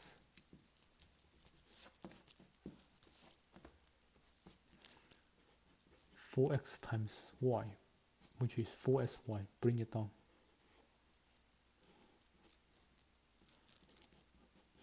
Operation is addition in the middle. That's the final answer. They cannot be combined. That's the final answer. They are non-like terms. They cannot be combined. That's the final answer. Next. 2 square root of a plus 4 times 3 square root of a minus 1. 2 square root of 4. 2 square root of a plus 4 times 3 square root of a minus 1. So when we have 2 terms times 2 terms, we try to distribute. Take everything in the first term, multiply to everything in the second term. 2a times 3a is 6 square root of a squared. Outside square root, 2 times 3 is 6. Under square root, a times a is a squared. Next, 2 square root of a times negative 1 is negative 2 square root of a. Next, 4 times 3 square root of a is 12 square root of a. 4 times negative 1 is negative 4. Then try to simplify. Square root of a squared is a. When the power is even, take half of the power. When the power is even, take half of the power. Square root of a squared is a. 2 square root of a plus 12 square root of a minus 4. The rest stays the same. Now, next, try to combine like terms. Next, we try to combine like terms. We can see that here. These two terms, they are like terms. Negative 2 square root of a and 12 square root of a, they are like terms. Negative 2 square root of a and 12 square root of a, they are like terms. When we combine like terms, we add a coefficient, leave the like term the same. Add a coefficient, negative 2 plus 12 is positive 10. Negative 2 plus 12 is positive 10. Like term is square root of a, it stays the same. Then first term is 6a, last term is minus 4, they are non-like terms. Combine like term, and that's the final answer. Combine all possible like terms, that's the final answer. Next.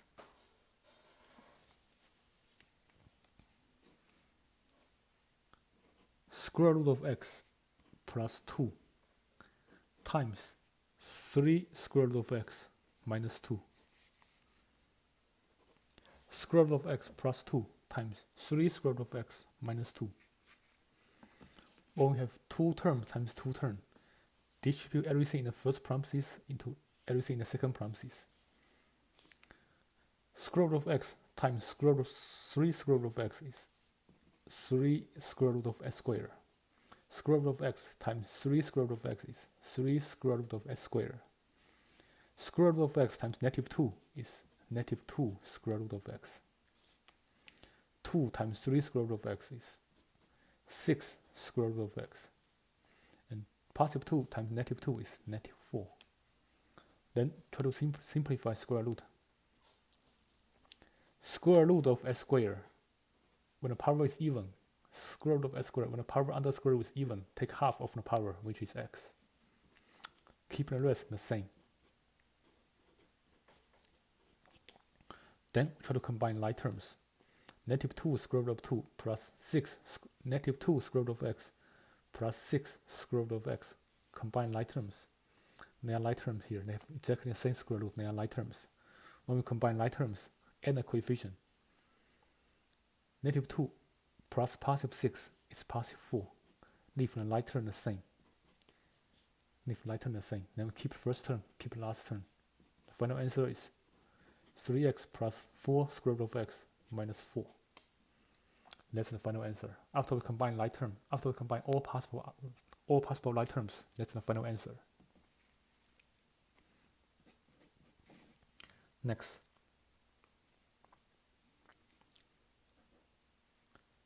Square root of 3 plus 5x squared. Square root of 3 plus 5x squared. When we have a perfect square here, we run the same thing twice. Then distribute. Distribute. Square root of 3 times square root of 3 is square root of 9. Square root of 3 times 5x. This number is under square root. 4 is outside square root. They cannot be multiplied. So we leave it the way it is. Write it as 5x square root of 3. Next, 5x times square root of 3 is also 5x square root of 3. Last term, 5x times 5x is 25x squared. 5 times 5 is 25. X times x is x squared. Then try to simplify. Simplify square root first. Simplify the square root first. Square root of 9 is 3. Leave the rest the same. Simplify square root first and leave the rest the same. Next, try to combine like terms. Like term is exactly the same square root with the same letters raised to the same power. These two terms here, they are like terms. They have exactly the same square root, same letters raised to the same power. When we combine like terms, add a coefficient. 5 plus 5 is 10. Like term stays the same. X stays the same. Square root of 3 stays the same. And keep the first term, keep the last term. That's the final answer.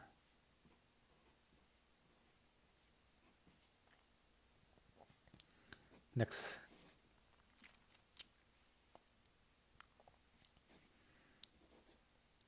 Square root of 2 plus square root of 3y squared. square root of 2 plus square root of 3y squared. So when we see square, run the same thing twice, then distribute. Run the same thing twice.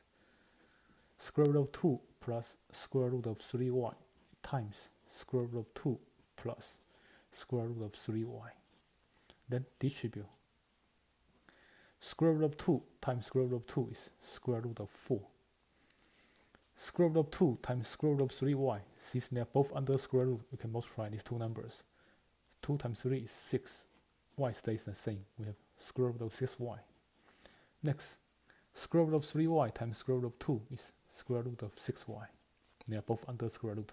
3y times 2 is 6y.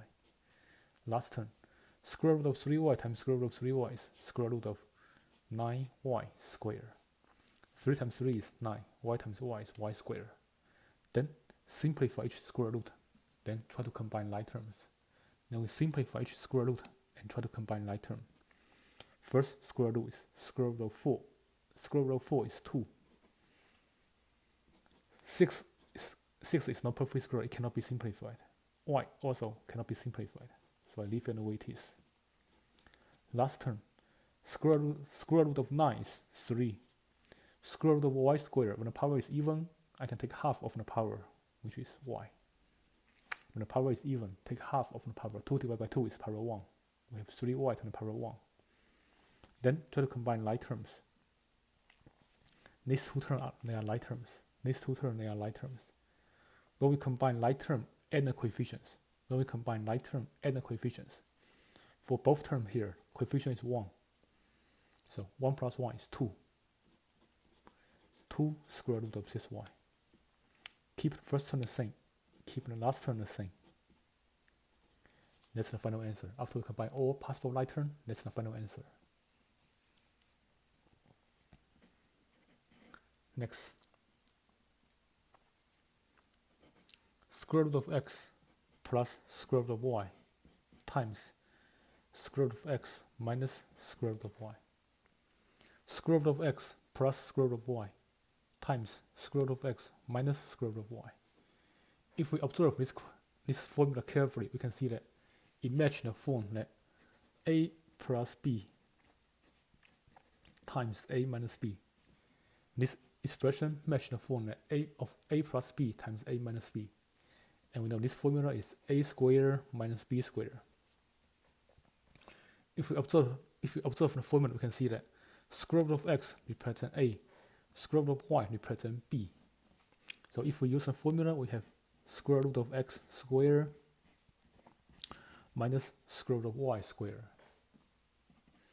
Square root of x squared is x. Square cancel square root. Square root of x squared is x.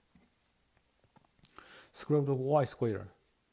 Square cancel square root. Square root of y squared is y. And they are not like terms, they cannot be combined. That's the final answer. That's the final answer. If we use the formula, it's much quicker than we multiply everything out. If we use the formula, it's quicker than we multiply everything out. Next. Square root of 3y minus 2 square root of 2 times square root of 3y plus 2 square root of 2. Square root of 3y minus 2 square root of 2 times square root of 3y plus 2 square root of 2. If we observe this formula, we can see that it also matches this formula. They have different order. They have these two terms in different order. But they are exactly the same thing. For multiplication, we can switch orders. They are exactly the same. So this formula match this formula. Here, 3 radical a, 3 square root of 3y represent a, and 2 square root of 2 represent b. Square root of 3y represent a, 2 square root of 2 represent b. If we use the formula, we have a squared minus b squared, which is square root of 3y squared minus 2 square root of 2 squared. For the first part, we have square cancel square root. There's only one square root here. Square cancel square root, which is 3y. Everything is under square root. Square cancel square root, we have 3y. For the second part, be very careful. This 2 is not under square root. This number 2 is not under square root. Be very, very careful here. So 2 square root of 2, let me put it here. 2 square root of 2 squared, run the same thing twice.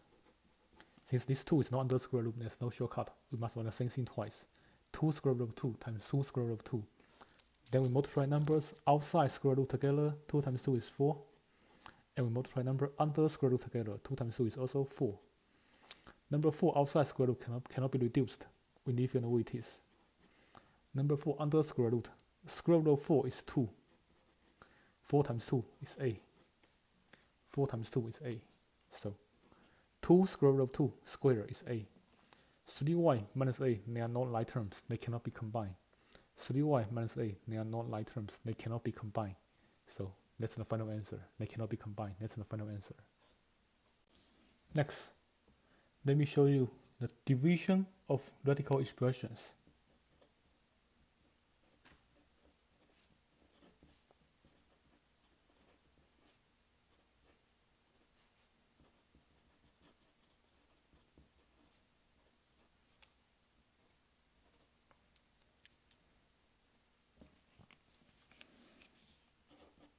Let's look at a simple example first. Square root of 54 over square root of 2. Square root of 54 over square root of 2. When we have radical divided by radical, a square root divided by square root, we combine 2 square root together. When we have a square root divided by square root, we combine 2 square root together. We have square root of 54 over 2. Combine 2 square root together. Square root of 54 divided by 2 is square root of 27. 54 divided by 2 is 27. Next, we try to simplify 27. 27 can be rewritten as square root of 9 times square root of 3. 9 is a perfect square factor for 27. And square root of 9 is 3. Square root of 3 cannot be reduced. That's the final answer. 3 square root of 3. That's the final answer. 3 square root of 3. Next. Square root of 150 divided by square root of 3. Square root of 150 divided by square root of 3. Same thing, we can combine 2 square root together. Write it as square root of 150 over 3. We can combine 2 square root together. Write it as square root of 150 over 3. Square root of 150 is square root of 150 divided by 3 is square root of 50. 150 divided by 3 is 50. Then we try to simplify square root of 50. We try to find perfect square factor for 50. The only possibility is 25 times 2. Square root of 25 is 5. Square root of 2 cannot be reduced. So that's the final answer. 5 square root of 2. That's the final answer.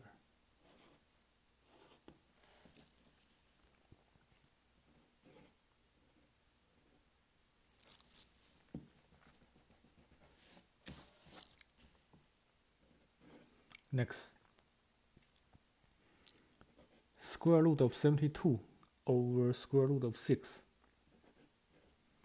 Square root of 72 over square root of 6. We can write 2 square root together.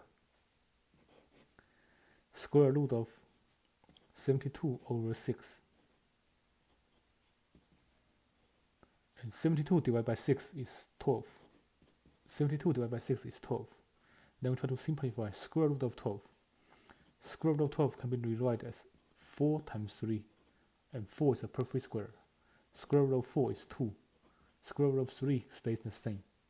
So the answer is 2 square root of 3. That's the final answer. Next. Square root of 60 over square root of 3. Square root of 60 over square root of 3. We can combine 2 square root together. Write it as square root of 60 over 3. 60 over 3 is 20. 60 divided by 3 is 20. Then we try to simplify square root of 20. Square root of 20, I can write it as 4 times 5, where 4 is a perfect square. 20, I can write it as square root of 4 times square root of 5, where 4 is a perfect square. Square root of 4 is 2. We leave square root of 5 the same. That's the final answer. 2 square root of 5. Next. Square root of 26 over square root of 2. Square root of 26 over square root of 2. Same thing, we can combine 2 square root together. Have 26 over 2. 26 over 2 is 13. Square root of 13 cannot be reduced. Square root of 13 cannot be reduced. There's no perfect square factor. Square root of 13 cannot be reduced. It has no perfect square factor. So we leave it the way it is. That's the final answer. Next. Square root of 21 over square root of 3. Square root of 21 over square root of 3. When we divide two square roots, we can combine both square roots together as square root of 21 over 3. 21 over 3 is 7. Square root of 7 cannot be reduced because 7 doesn't have a perfect square factor. This cannot be reduced. So that's our final answer, square root of 7. Next. Square root of 2 over square root of a. Square root of 2 over square root of a. Since we can combine two square roots together, we have square root of 2 over a. And 2 over a, 2 divided by a is not divisible, but we can try to simplify 2 over a. We can try to simplify square root of 2 over a. 2 over a can be reduced as 1 over 4. 2 over a can be reduced as 1 over 4. Square root of 1 over 4. Now here I can separate it, write it as square root of 1 over square root of 4. If they are both perfect squares, I can separate it. Square root of 1 over square root of 4. Square root of 1 is 1. Square root of 4 is 2. That's the final answer. Next. Square root of 27 over square root of 75. So when we have division, we can combine two square roots together. Write it as square root of 27 over square root of 75. Then try to simplify the fraction. Try to simplify the fraction. For 27 and 75, I can divide both numbers by 3. 3 is a common factor. I can divide both numbers by 3. 27 divided by 3 is 9. 75 divided by 3 is 25. Then here we can see that they are both perfect squares.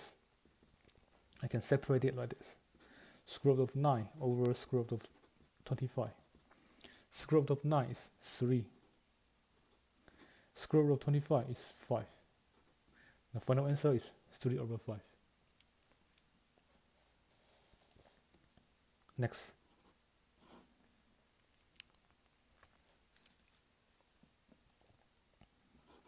Square root of 49 over 36. Square root of 49 over 36. We first of all try to reduce the fraction.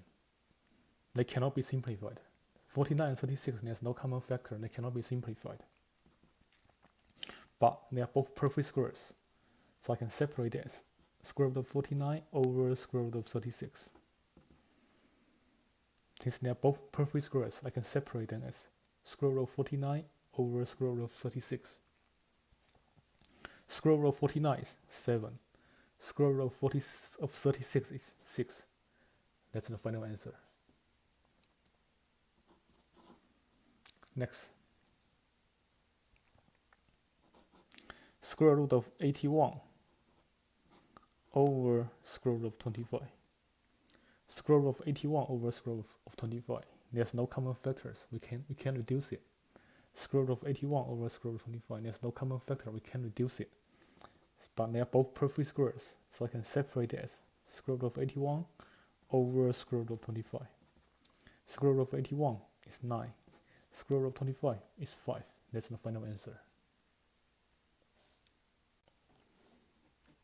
Next. square root of 16y to the power 7 over square root of y. When we have two square root divided by each other, we combine both square root together. 16y to the power 7 over y. Then simplify this expression first. We have y on the top and the bottom. Since the top has larger power, keep y on the top. Then use top larger power minus smaller power. 7 minus 1 is 6.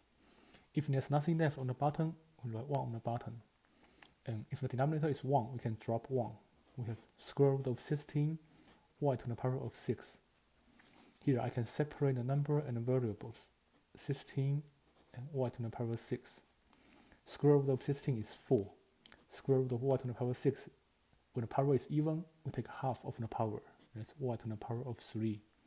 So the final answer is 4y to the power of 3. That's the final answer.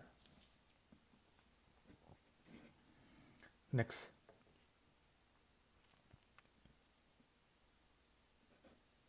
Square root of 4x to the power 5 over square root of 9x.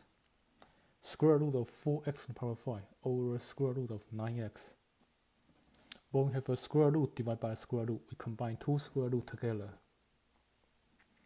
We have square root of 4x to the power 5 over 9x. Then simplify. Simplify. 4 and 9 cannot be reduced.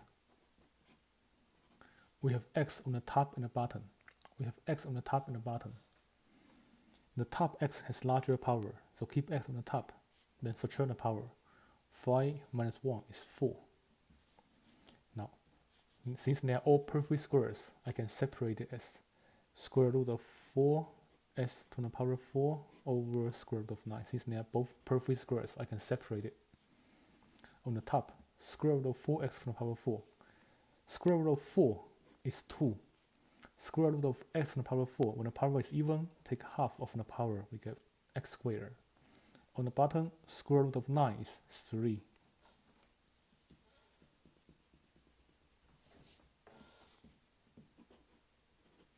That's the final answer.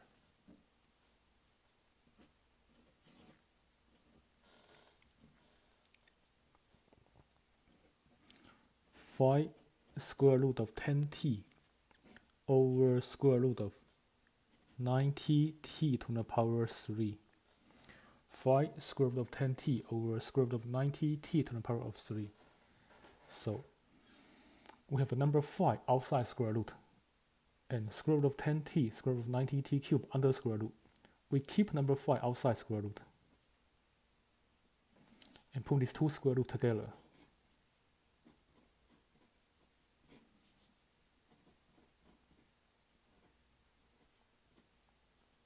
Then simplify.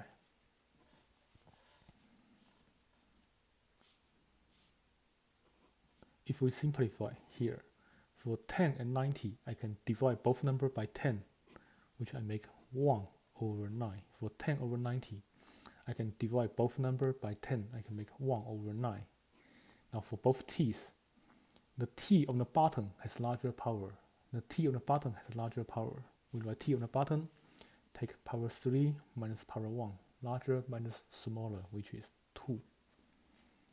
Then we have 5 times this square root here. Everything inside square root is perfect square.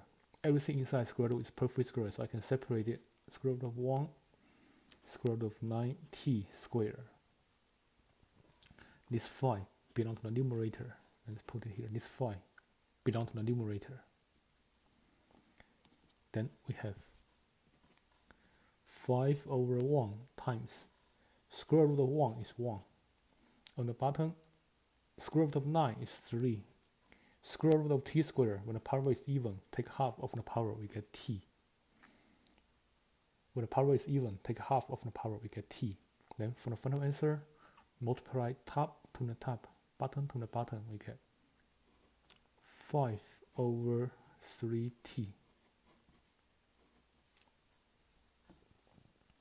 Next,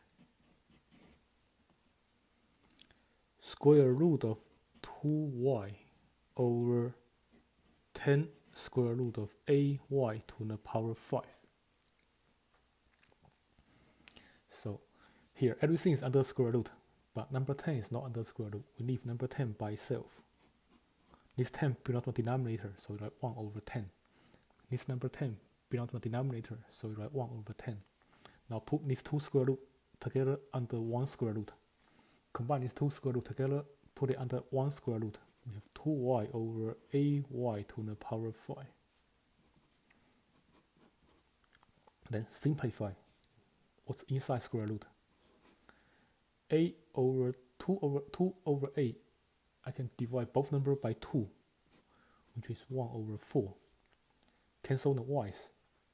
Keep the y on the bottom has larger power. Keep it on the bottom. Then take larger power minus smaller power. 5 minus 1 is 4. Then simplify. Then separate it. Since they are all perfect squares, since everything here is perfect square, I can separate it. Square root of 1 over square root of 4y to the power 4. 1 over 10 stays the same. On the top, square root of 1 is 1. On the bottom, square root of 4 is 2. Y to the power 4. When the power is even, we take half of the power. For y to the power 4, if the power is even, take half of the power. We get 1 over 2y squared. Then multiply. On the top, 1 times 1 is 1. On the bottom, 10 times 2y squared is 20y squared. That's the final answer. Next, square root of m to the power 5 over n to the power 4. So here we can try to simplify first, but we have different variables. We have different letters under square root. They cannot be simplified. If they cannot be simplified, we can try to separate them first.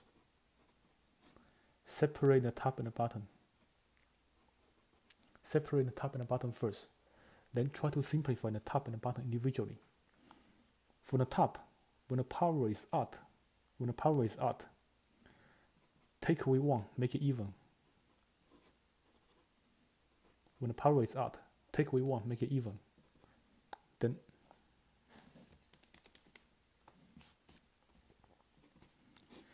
square root of m to the power 4. When the power is even, take half of the power. And square root of m cannot be simplified. That's the numerator. The denominator, when the power is even, we can take half of the power. When the power is even, take half of the power. And that's the final answer. Since nothing can be cancelled, that's the final answer. Next. Square root of y to the power 7 over 25x squared. So we first of all try to cancel anything out. We try to cancel something first. But it looks like here nothing can be cancelled. If nothing can be cancelled, we can separate them. If nothing can be cancelled, we can separate them. Separate the top and the bottom. We try to, in general, try to cancel first. But if nothing can be cancelled, we separate it. On the top, when the power is odd, when the power under square root is odd, take away 1, make it even. When the power under square root is odd, take away 1, make it even. Then for even power under square root, we take half of the power. Take half of the power. And square root of y by itself cannot be simplified. Leave it the same. That's the numerator. On the denominator, we can separate the numbers and the variables. Square root of 25 is 5. Square root of x squared, when the power is even, take half of the power, which is 5x. That's the final answer.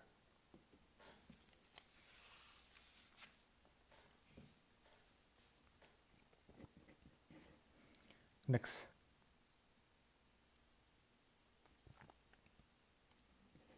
Square root of 48 x to the power 9 over 2 square root of 2x squared. Square root of 48 x to the power 9 over square root of 2x squared. So when we have two square roots divided by each other, we combine these two square roots together first. We have square root of 48 x to the power 9 over 2x squared. Then we simplify. Then we try to simplify. For 48 and 2, I can divide both numbers by 2. We have 24 over 1. And since we have x on the top and the bottom, we try to cancel x. Since we have x on the top and the bottom, try to cancel x. And here, the top x has larger power. We keep x on the top. Then subtract the power. 9 minus 2 is 7. And if the denominator is 1, we can drop the denominator on the bottom. We have 24x to the power of 7. Then simplify. Square root of 24x to the power 7. Square root of 24x to the power 7. If we simplify, you can separate the number and the letters. Square root of 24, we can find a perfect square factor for 24, which is 4. Number 4 is the only perfect square factor for 24. And we know 4 times 6 is 24. Square root of 4 is 2. Square root of 6 cannot be reduced. We leave it the way it is. And square root of x to the power 7, when the power is odd, take away 1, make it even. Take away 1, make it even. When the power is even, I can take half of the power. For square root of even power, we take half of the power. 6 divided by 2 is 3. And we leave square root of x the way it is. Then we multiply everything outside square root together and multiply everything under square root together. So that's the final answer. 2x to the power 3 square root of 6x. 2x to the power 3 times square root of 6x. That's the final answer. Next, square root of 6x to the power 3 over square root of 50x to the power 7. Square root of 6x to the power 3 over square root of 50x to the power of 7. So when we have a square root divided by square root, we combine two square roots together. When we have a square root divided by square root, we combine two square roots together. So we have square root of 6x to the power 3 over 50x to the power of 7. Then we try to simplify. Try to simplify the expression under square root. Simplify everything under square root. For 60 over 50, for number 6 over 50, I can divide top and bottom by 2. Make 3 over 25. Now since we have x on the top and the bottom, we can try to cancel x. Here, the bottom x has larger power. The bottom x has larger power, so keep x on the bottom. Take larger power minus smaller power. 7 minus 3 is 4. Then simplify. Since nothing can be cancelled, we separate the numerator and denominator. Try to simplify each of them individually. Since nothing can be cancelled, I separate the top and the bottom. Try to simplify each of them individually. On the top, square root of 3 cannot be reduced. I leave it the way it is. On the bottom, square root of 25 is 5. Square root of x to the power 4. When the power is even, I can take half of the power, which is x squared. When the power is even, take half of the power, which is 5x squared. That's the final answer. Next, 6x squared times square root of 98x over 35 times square root of 18x over 9. 18x to the power of 9.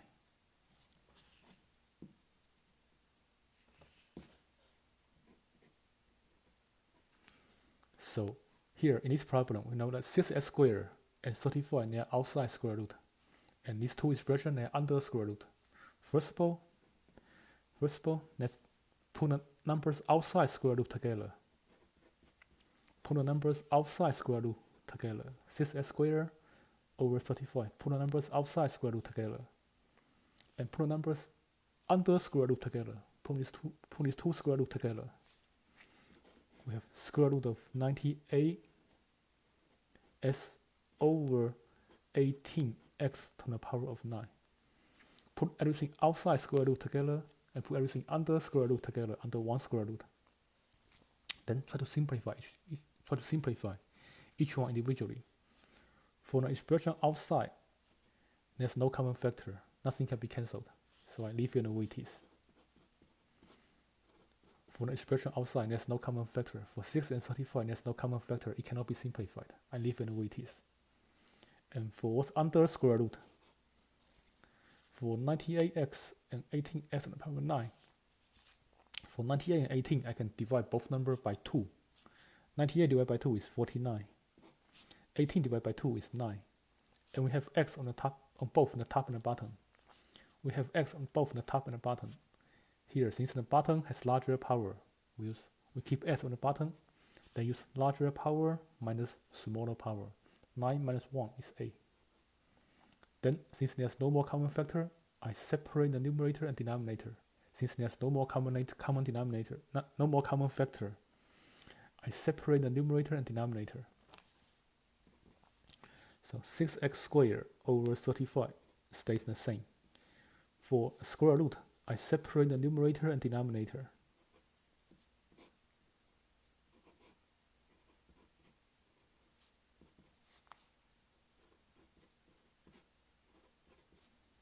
Leave the first part the same. Second part. Square root of 49 is 7. Square root of 9 is 3. When the power is even, when the power under square root is even, we take half of the power. 8 divided by 2 is 4.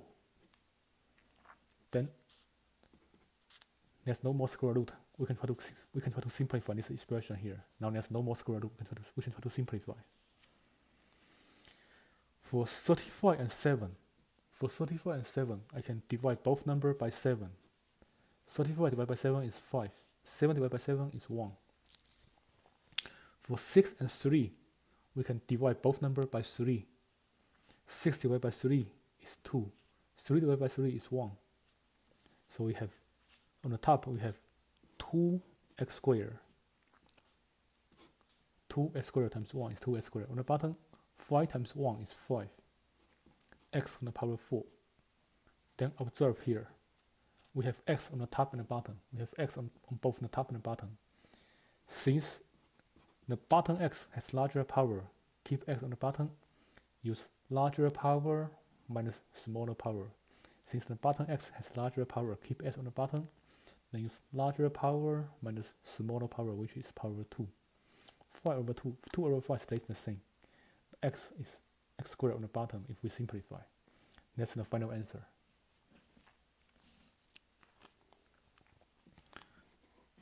Next.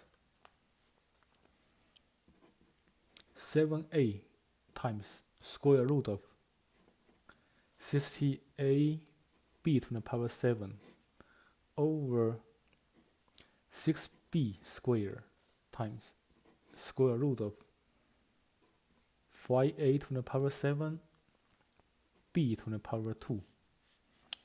So first of all, we put everything outside square root together. Put everything outside square root together. 7a over 6b squared. Put everything outside square root together. Then we put everything under square root together. We have 6a b to the power 7 over 5a to the power 7 b to the power of 2. Then simplify. Simplify what's under square root and what's outside square root individually. For the outside expression here, there's no common factor. Nothing can be cancelled, so I leave it the way it is. For what's under square root, if we try to simplify here, simplify number first. 60 and 5, I can divide both numbers by 5. I get 12 over 1. Now, they contain letter A on both the top and the bottom. For letter A, the bottom has larger power, so I keep A on the bottom. keep letter A on the bottom, use larger power minus smaller power. 7 minus 1 is 6. For letter B, the top has larger power, so keep B on the top. Then use larger power minus smaller power. 7 minus 2 is 5. Then, if we simplify, if we multiply everything out, we have 7a over 6b squared times square root of 12b to the power 5 over a to the power 6.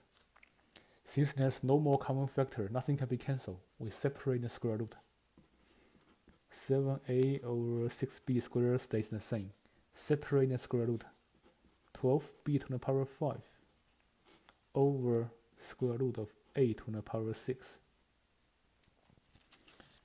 Then if we simplify, 7a over 6b squared stays the same. Square on the numerator, square root of 12b to the power 5. Let me simplify it here.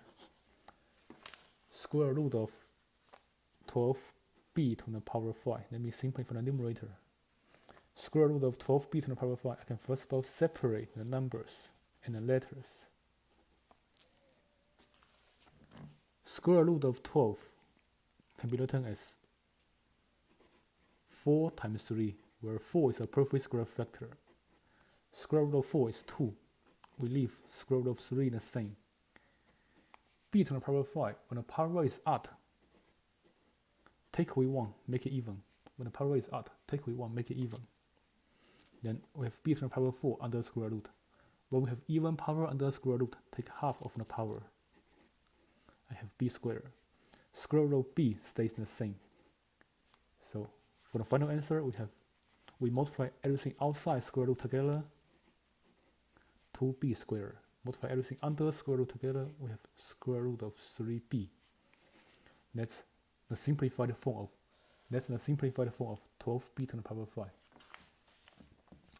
So if I simplify 12b to the power 5 on the numerator, I have 2b squared square root of 3b. On the denominator, we have a to the power 6. When the power is even, when we have even power under square root, we take half of the power. We get a to the power of 3. Then we can try to simplify. Let's simplify the numbers first. For 2 and 6, on the top and the bottom, I can divide both numbers by 2. 2 divided by 2 is 1. 6 divided by 2 is 3. So if we multiply out, on the numerator, we have 7a b squared square root of 3b. That's the numerator. Denominator, we have 3 b squared a to the power 3. Write in alphabetical order. Write a to the power 3 first. Then b to the power squared, b to the power of 2. Then we can simplify letter a. 7 over 3 stays the same. If we simplify letter a, we have letter a on both top and the bottom. Since letter a on the bottom has larger power, keep a on the bottom. Then use larger power minus smaller power. 3 minus 1 is 2. We have a to the power 2 on the bottom. Now for letter b's, they have the same power on the top and the bottom. For letter b, they have the same power on the top and the bottom, so they get cancelled completely. No b left. Then what's left on the top is square root of 3b. That's the final answer to this problem. That's the final answer. Nothing else can be cancelled. That's the final answer to this problem. Next, let me show you how to rationalize the denominator.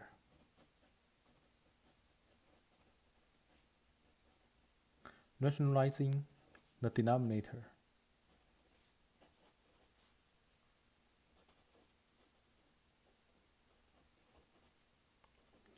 For logical expression, for an answer in the simplest form, we are not allowed to have square root on the denominator. For example, if we have 3 over square root of 5, this is not in the simplest form. For the answer in the simplest form, we are not allowed to have square root on the bottom. The denominator cannot have square root. So for the answer in the simplest form, we are not allowed to have square root on the denominator. So what can we do here? What can we do to eliminate square root? Now, for this problem, 3 over square root of 5. Here, square root of 5 is not a perfect square. We try to make it a perfect square. Square root of 5 is not a perfect square. We try to multiply square root of 5 by some number to make it a perfect square. What we can do is, I can multiply top and bottom by the same number. I can multiply the top and the bottom by the same number. Let me put it here. That equal to 3 over square root of 5. We multiply the top and the bottom by the same number. Then on the top we have 3 square root of 5. They cannot be multiplied, leave it the way it is. On the bottom, square root of 5 times square root of 5 is square root of 25. Square root of 5 times square root of 5 is square root of 25. Square root of 25 is 5. So here we eliminate square root from denominator. That's the simplest form. This procedure is called rationalize the denominator. This procedure is called rationalize the denominator.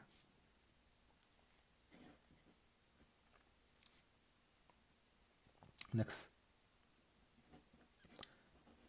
7 over square root of 2. 7 over square root of 2. Same thing. This is not in the simplest form. For the answer in the simplest form, we have to eliminate square root from denominator. So what we can do is, we can multiply top and the bottom by square root of 2. Multiply top and the bottom by square root of 2, by the same square root on the bottom. On the top, we have 7 square root of 2. On the bottom, square root of 2 times square root of 2 is square root of 4. And we know square root of 4 is 2. Square root of 4 is 2. That's an answer in the simplest form. For the answer in the simplest form, we are not allowed to have square root on the denominator.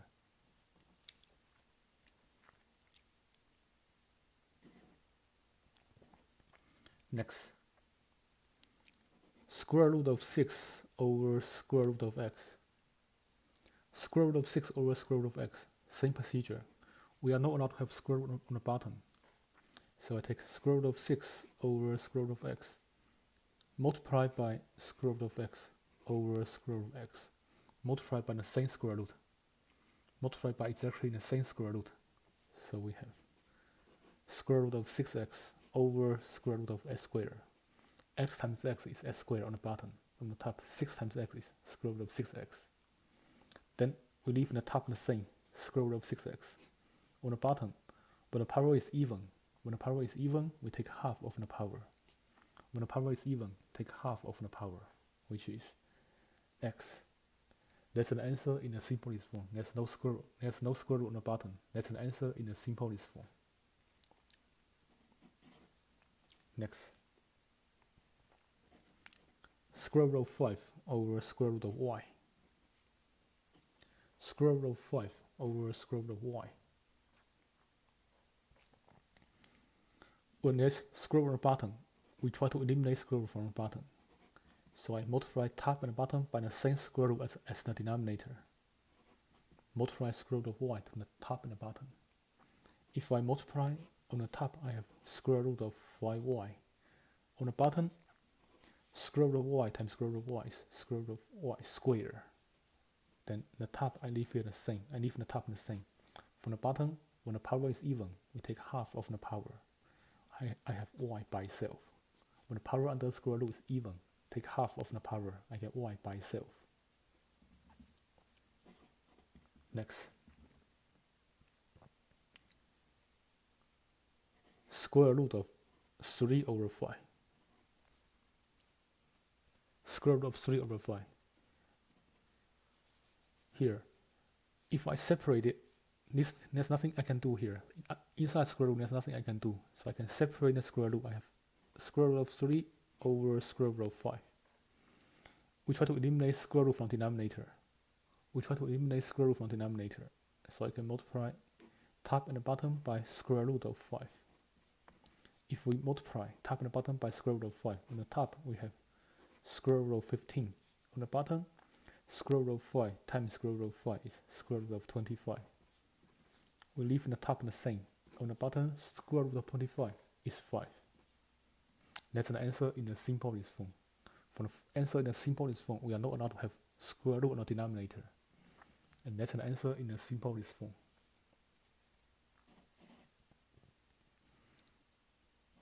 Square root of 1 over 6. So we try to simplify what's inside here. Here it looks like there's nothing we can cancel out. Nothing can be cancelled. So I separate the numerator and denominator.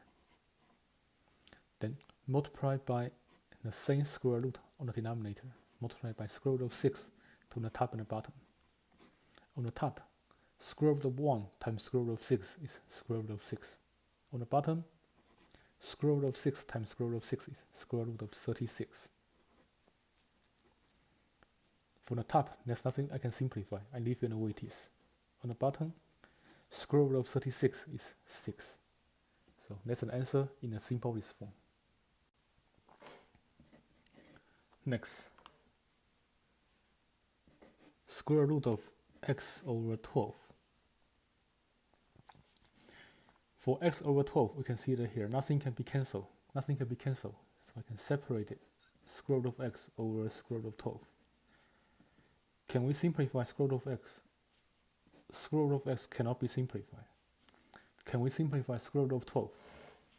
Can we simplify square root of 12? Square root of 12, I can write it as 4 times 3. Square root of 4 is 2. Square root of 3 cannot be reduced. So denominator can be rewritten as 2 square root of 3. For the final answer, we don't want square root on the denominator. For the final answer, we don't want square root on the denominator. So I need to eliminate square root of 3. I multiply the top and the bottom by square root of 3. If we multiply, on the top we have square root of 3x. On the bottom we have 2 square root of 9. 3 times 3 is 9. And we know that square root of 9 is 3. Square root of 9 is 3. 2 times 3 is 6. 2 times 3 is 6. That's the final answer in the simplest form. Next. Square root of n over 20. Square root of n over 20. Here, nothing can be cancelled out. Square root of n and 20, nothing can be cancelled out. So you can separate the numerator and denominator. On the numerator, nothing can be simplified. I leave it the way it is. Square root of n on the numerator, nothing can be simplified. I leave it the way it is. On the denominator, can we simplify square root of 20? 20 can be rewritten as square root of 4 times square root of 5. Square root of 4 is 2. Square root of 5 cannot be reduced. So that's the simplified denominator. That's how we simplify square root of 20 on the denominator. So after simplify, we get 2 square root of 5 on the denominator. Then for the final answer, we are not allowed to have square root on the denominator. We must eliminate square root of 5. So I multiply top and the bottom by square root of 5. And if we multiply on the top, square root of n times square root of 5 is square root of 5n. On the denominator, we have number 2 outside square root. Under square root, 5 times 5 is square root of 25. Under square root, 5 times 5 is 25. Then we can simplify 25. On the top, square root of 5n stays the same. On the bottom, square root of 25 is 5. Now we multiply. 2 times 5 is 10 on the denominator. Leave the top the same. Top is 5n. We leave it the same. That's the final answer in the simplest form. That's the final answer in the simplest form. Next. Square root of 25 y to the power 6 over square root of a. If we observe the top and the bottom, nothing can be cancelled out. If we observe the top and the bottom, nothing can be cancelled out from top and the bottom. So we simplify each one on the simplify the top and the bottom individually. Since nothing can be cancelled from top and the bottom, we simplify the top and the bottom individually. If we simplify the top, square root of 25 is 5.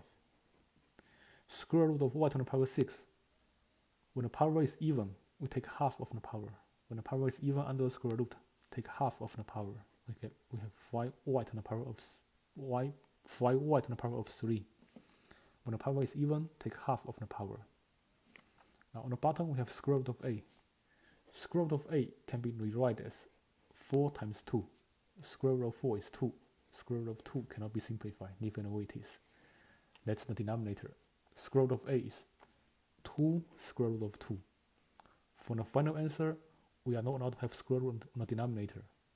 For the final answer, we are not allowed to have square root on the denominator. So we multiply top and the bottom by square root of 2. We multiply the top and the bottom by square root of 2. On the top, we have 5y to the power 3 square root of 2.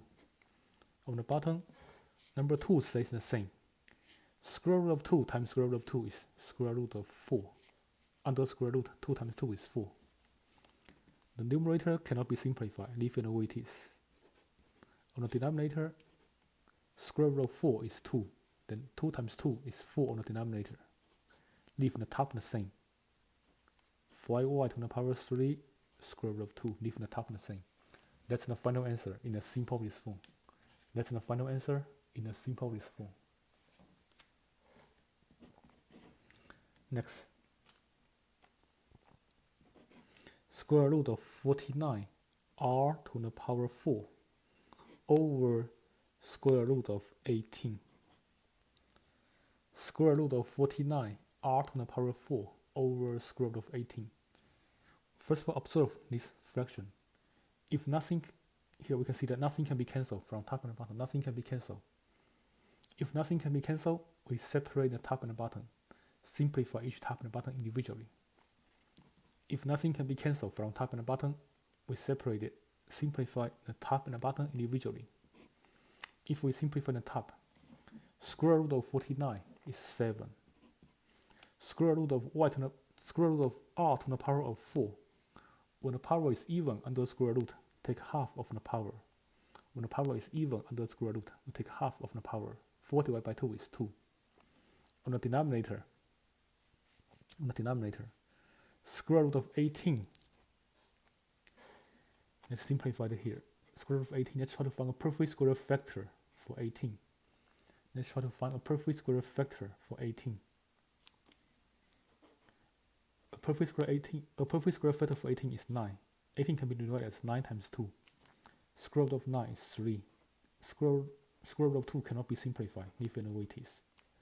So we have 3 square root of 2 on the bottom. For the final answer in the simplest form, we are not allowed to have square root on the bottom. So I need to multiply by the square root, by exactly the same square root. Multiply square root of 2 to the top and the bottom. Then on the top, we have 7r squared square root of 2. On the bottom, we have 3 times square root of 4.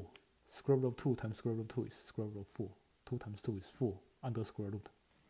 Then simplify the square root on the bottom. On the top, square root of 2 cannot be simplified. On the bottom, square root of 4 is 2. 3 times 2 is 6 on the bottom. On the top, we have 7r squared square root of 2. That's the final answer in the simplest form.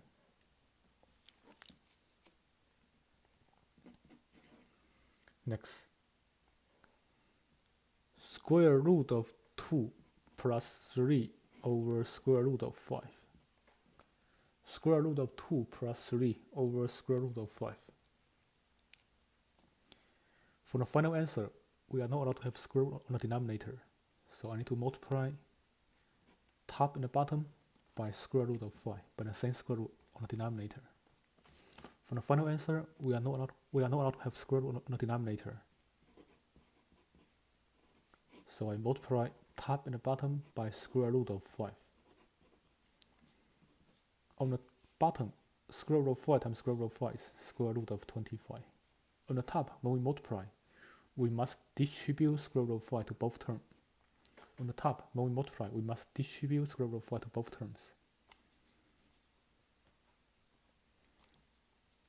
We have square root of 10 plus 3 square root of 5. If we distribute, we have square root of 10 plus 3 square root of 5.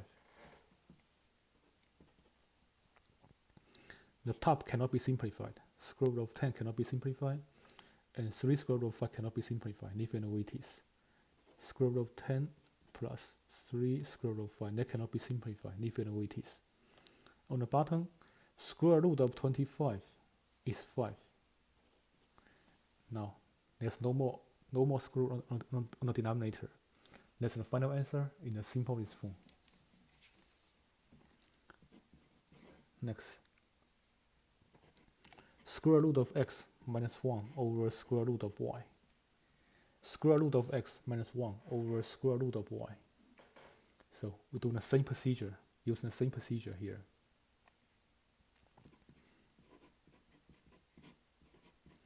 We can multiply the top and the bottom by the same square root as denominator. Multiply top and the bottom by square root of y. On the bottom, square root of y times square root of y is square root of y squared. On the top, we can distribute square root of y to each of them. On the top, when we multiply, we distribute square root of y to each of them. We have square root of sy minus square root of y times 1 is 1 square root of y. If the coefficient is 1, we don't write 1. Square root of y times 1 is 1 square root of y. But if the coefficient is 1, we don't write 1 in the front. That's the numerator. Nothing can be simplified. On the numerator, nothing can be simplified. I leave it the way it is. Square root of sy minus square root of y. On the denominator, square root of y squared. When the power is even, under square root, when the power is even, take half of the power. We have y by itself on the denominator. Next.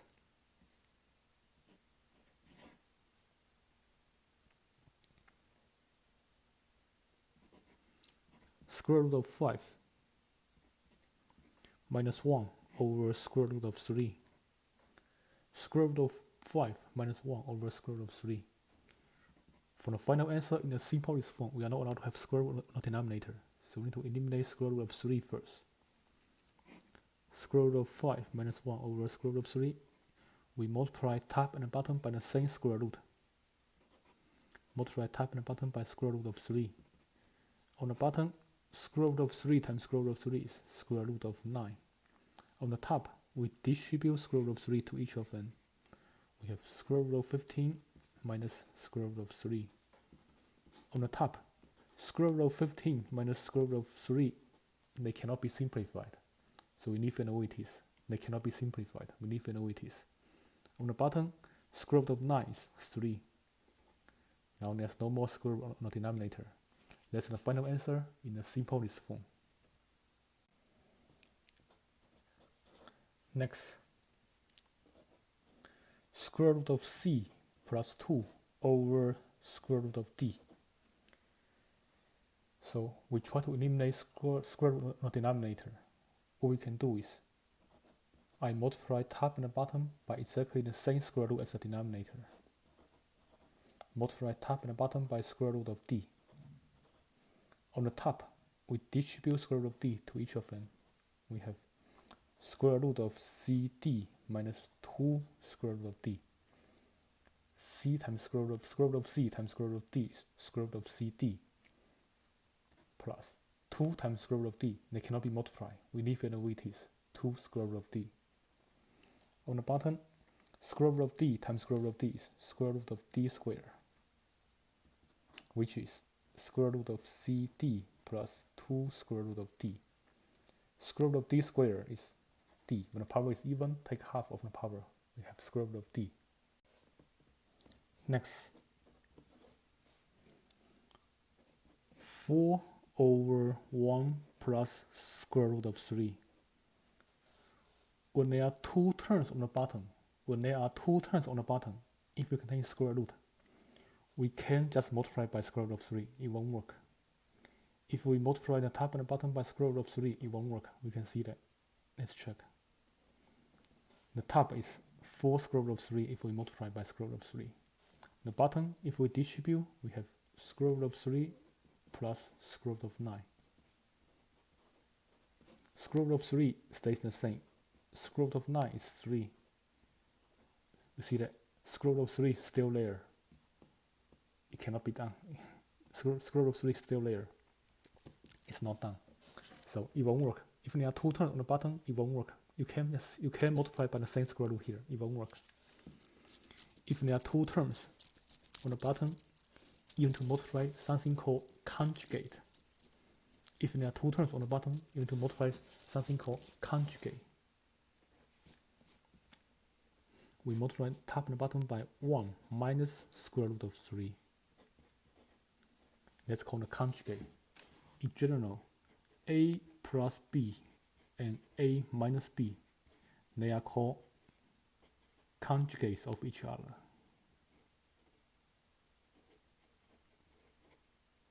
They are called conjugates of each other. A plus b and a minus b, they are called conjugates of each other. If we multiply conjugates, we have a squared minus b squared. If we multiply the conjugates, we have a squared minus b squared. So, if there are 2 terms on the denominator, we multiply by its conjugate. If we multiply the conjugate on the numerator, we leave it the way it is. 4 times 1 minus square root of 3. On the numerator, leave it the way it is. 4 times 1 minus square root of 3. On the denominator, if we multiply by the conjugate, use the formula. 1 represents a, radical 3, square root of 3 represents b.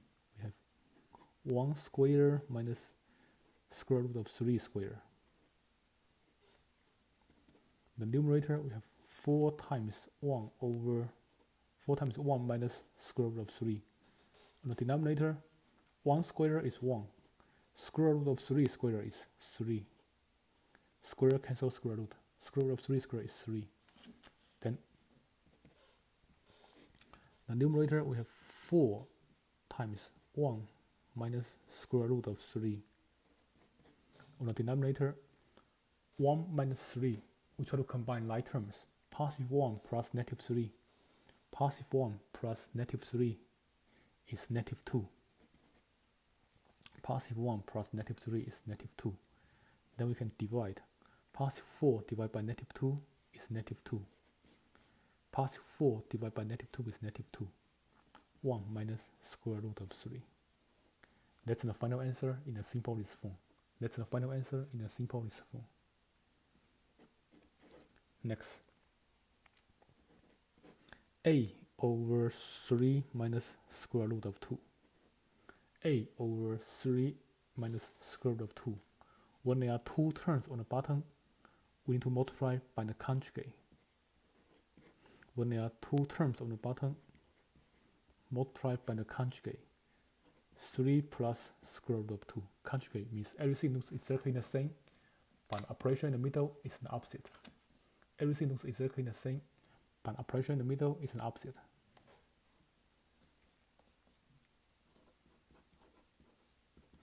So the numerator, we leave it the way it is. A times 3 plus square root of 2. For the numerator, for the denominator, apply the formula. A squared minus b squared. Here 3 represents a. Square root of 2 represents b. We have a squared minus b squared.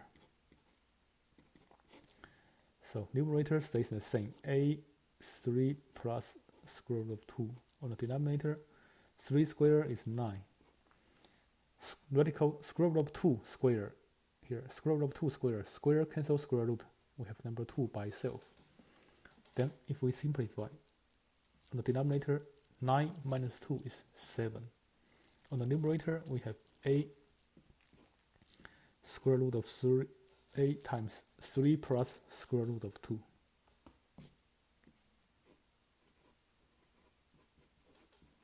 For the final answer, there's no square root on the denominator. Here, we can see that for the final answer, there's no square root on the denominator. That's an answer in the simplest form. Next. X over square root of y minus square root of 2. x over square root of y minus square root of 2. So same thing, when there are two terms on the bottom, we multiply by the conjugate. When there are two terms on the bottom, if it contains square root, we multiply by the conjugate. Conjugate means everything looks exactly the same, but operation in the middle is the opposite. Everything looks exactly the same, but operation in the middle is the opposite. Then imagine the formula here. Square root of y represents a, square root of 2 represents b. If we multiply out on the denominator, we have square root of y squared minus square root of 2 squared. On the numerator, we leave it the way it is, x times square root of y plus square root of 2. Then if we multiply out, don't touch the top, leave the numerator the way it is. Don't touch the numerator, leave it the way it is. For the denominator, square cancel square root, we have y by itself. Same thing for the second term, square cancel square root, we have number 2 by itself. That's the answer in the simplest form. That's the answer in the simplest form. Next.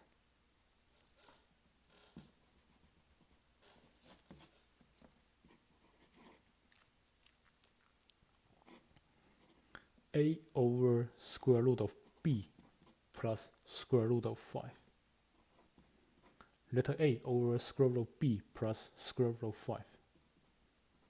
So when there are two terms on the denominator, if it contains square root, we multiply by the conjugate. When there are two terms on the denominator, if it contains square root, multiply by the conjugate. Square root of b minus square root of 5. Then on the denominator, when we multiply the denominator, use the formula. This expression match the formula a plus b times a minus b. So square root of b represent letter A. Square root of 5 represent letter b. If we use the formula, we have a squared minus b squared, which is square root of b squared minus square root of 5 squared on the denominator. On the numerator, we have a times square root of b minus square root of 5. Then, if we multiply out denominator on the denominator, square cancel square root, we get letter b by itself. For the second term, square also cancel square root, we get number 5 by itself. On the numerator, we can simplify numerator, so leave it the way it is. On the numerator, since we can simplify, leave it the way it is. That's the final answer in the simplest form.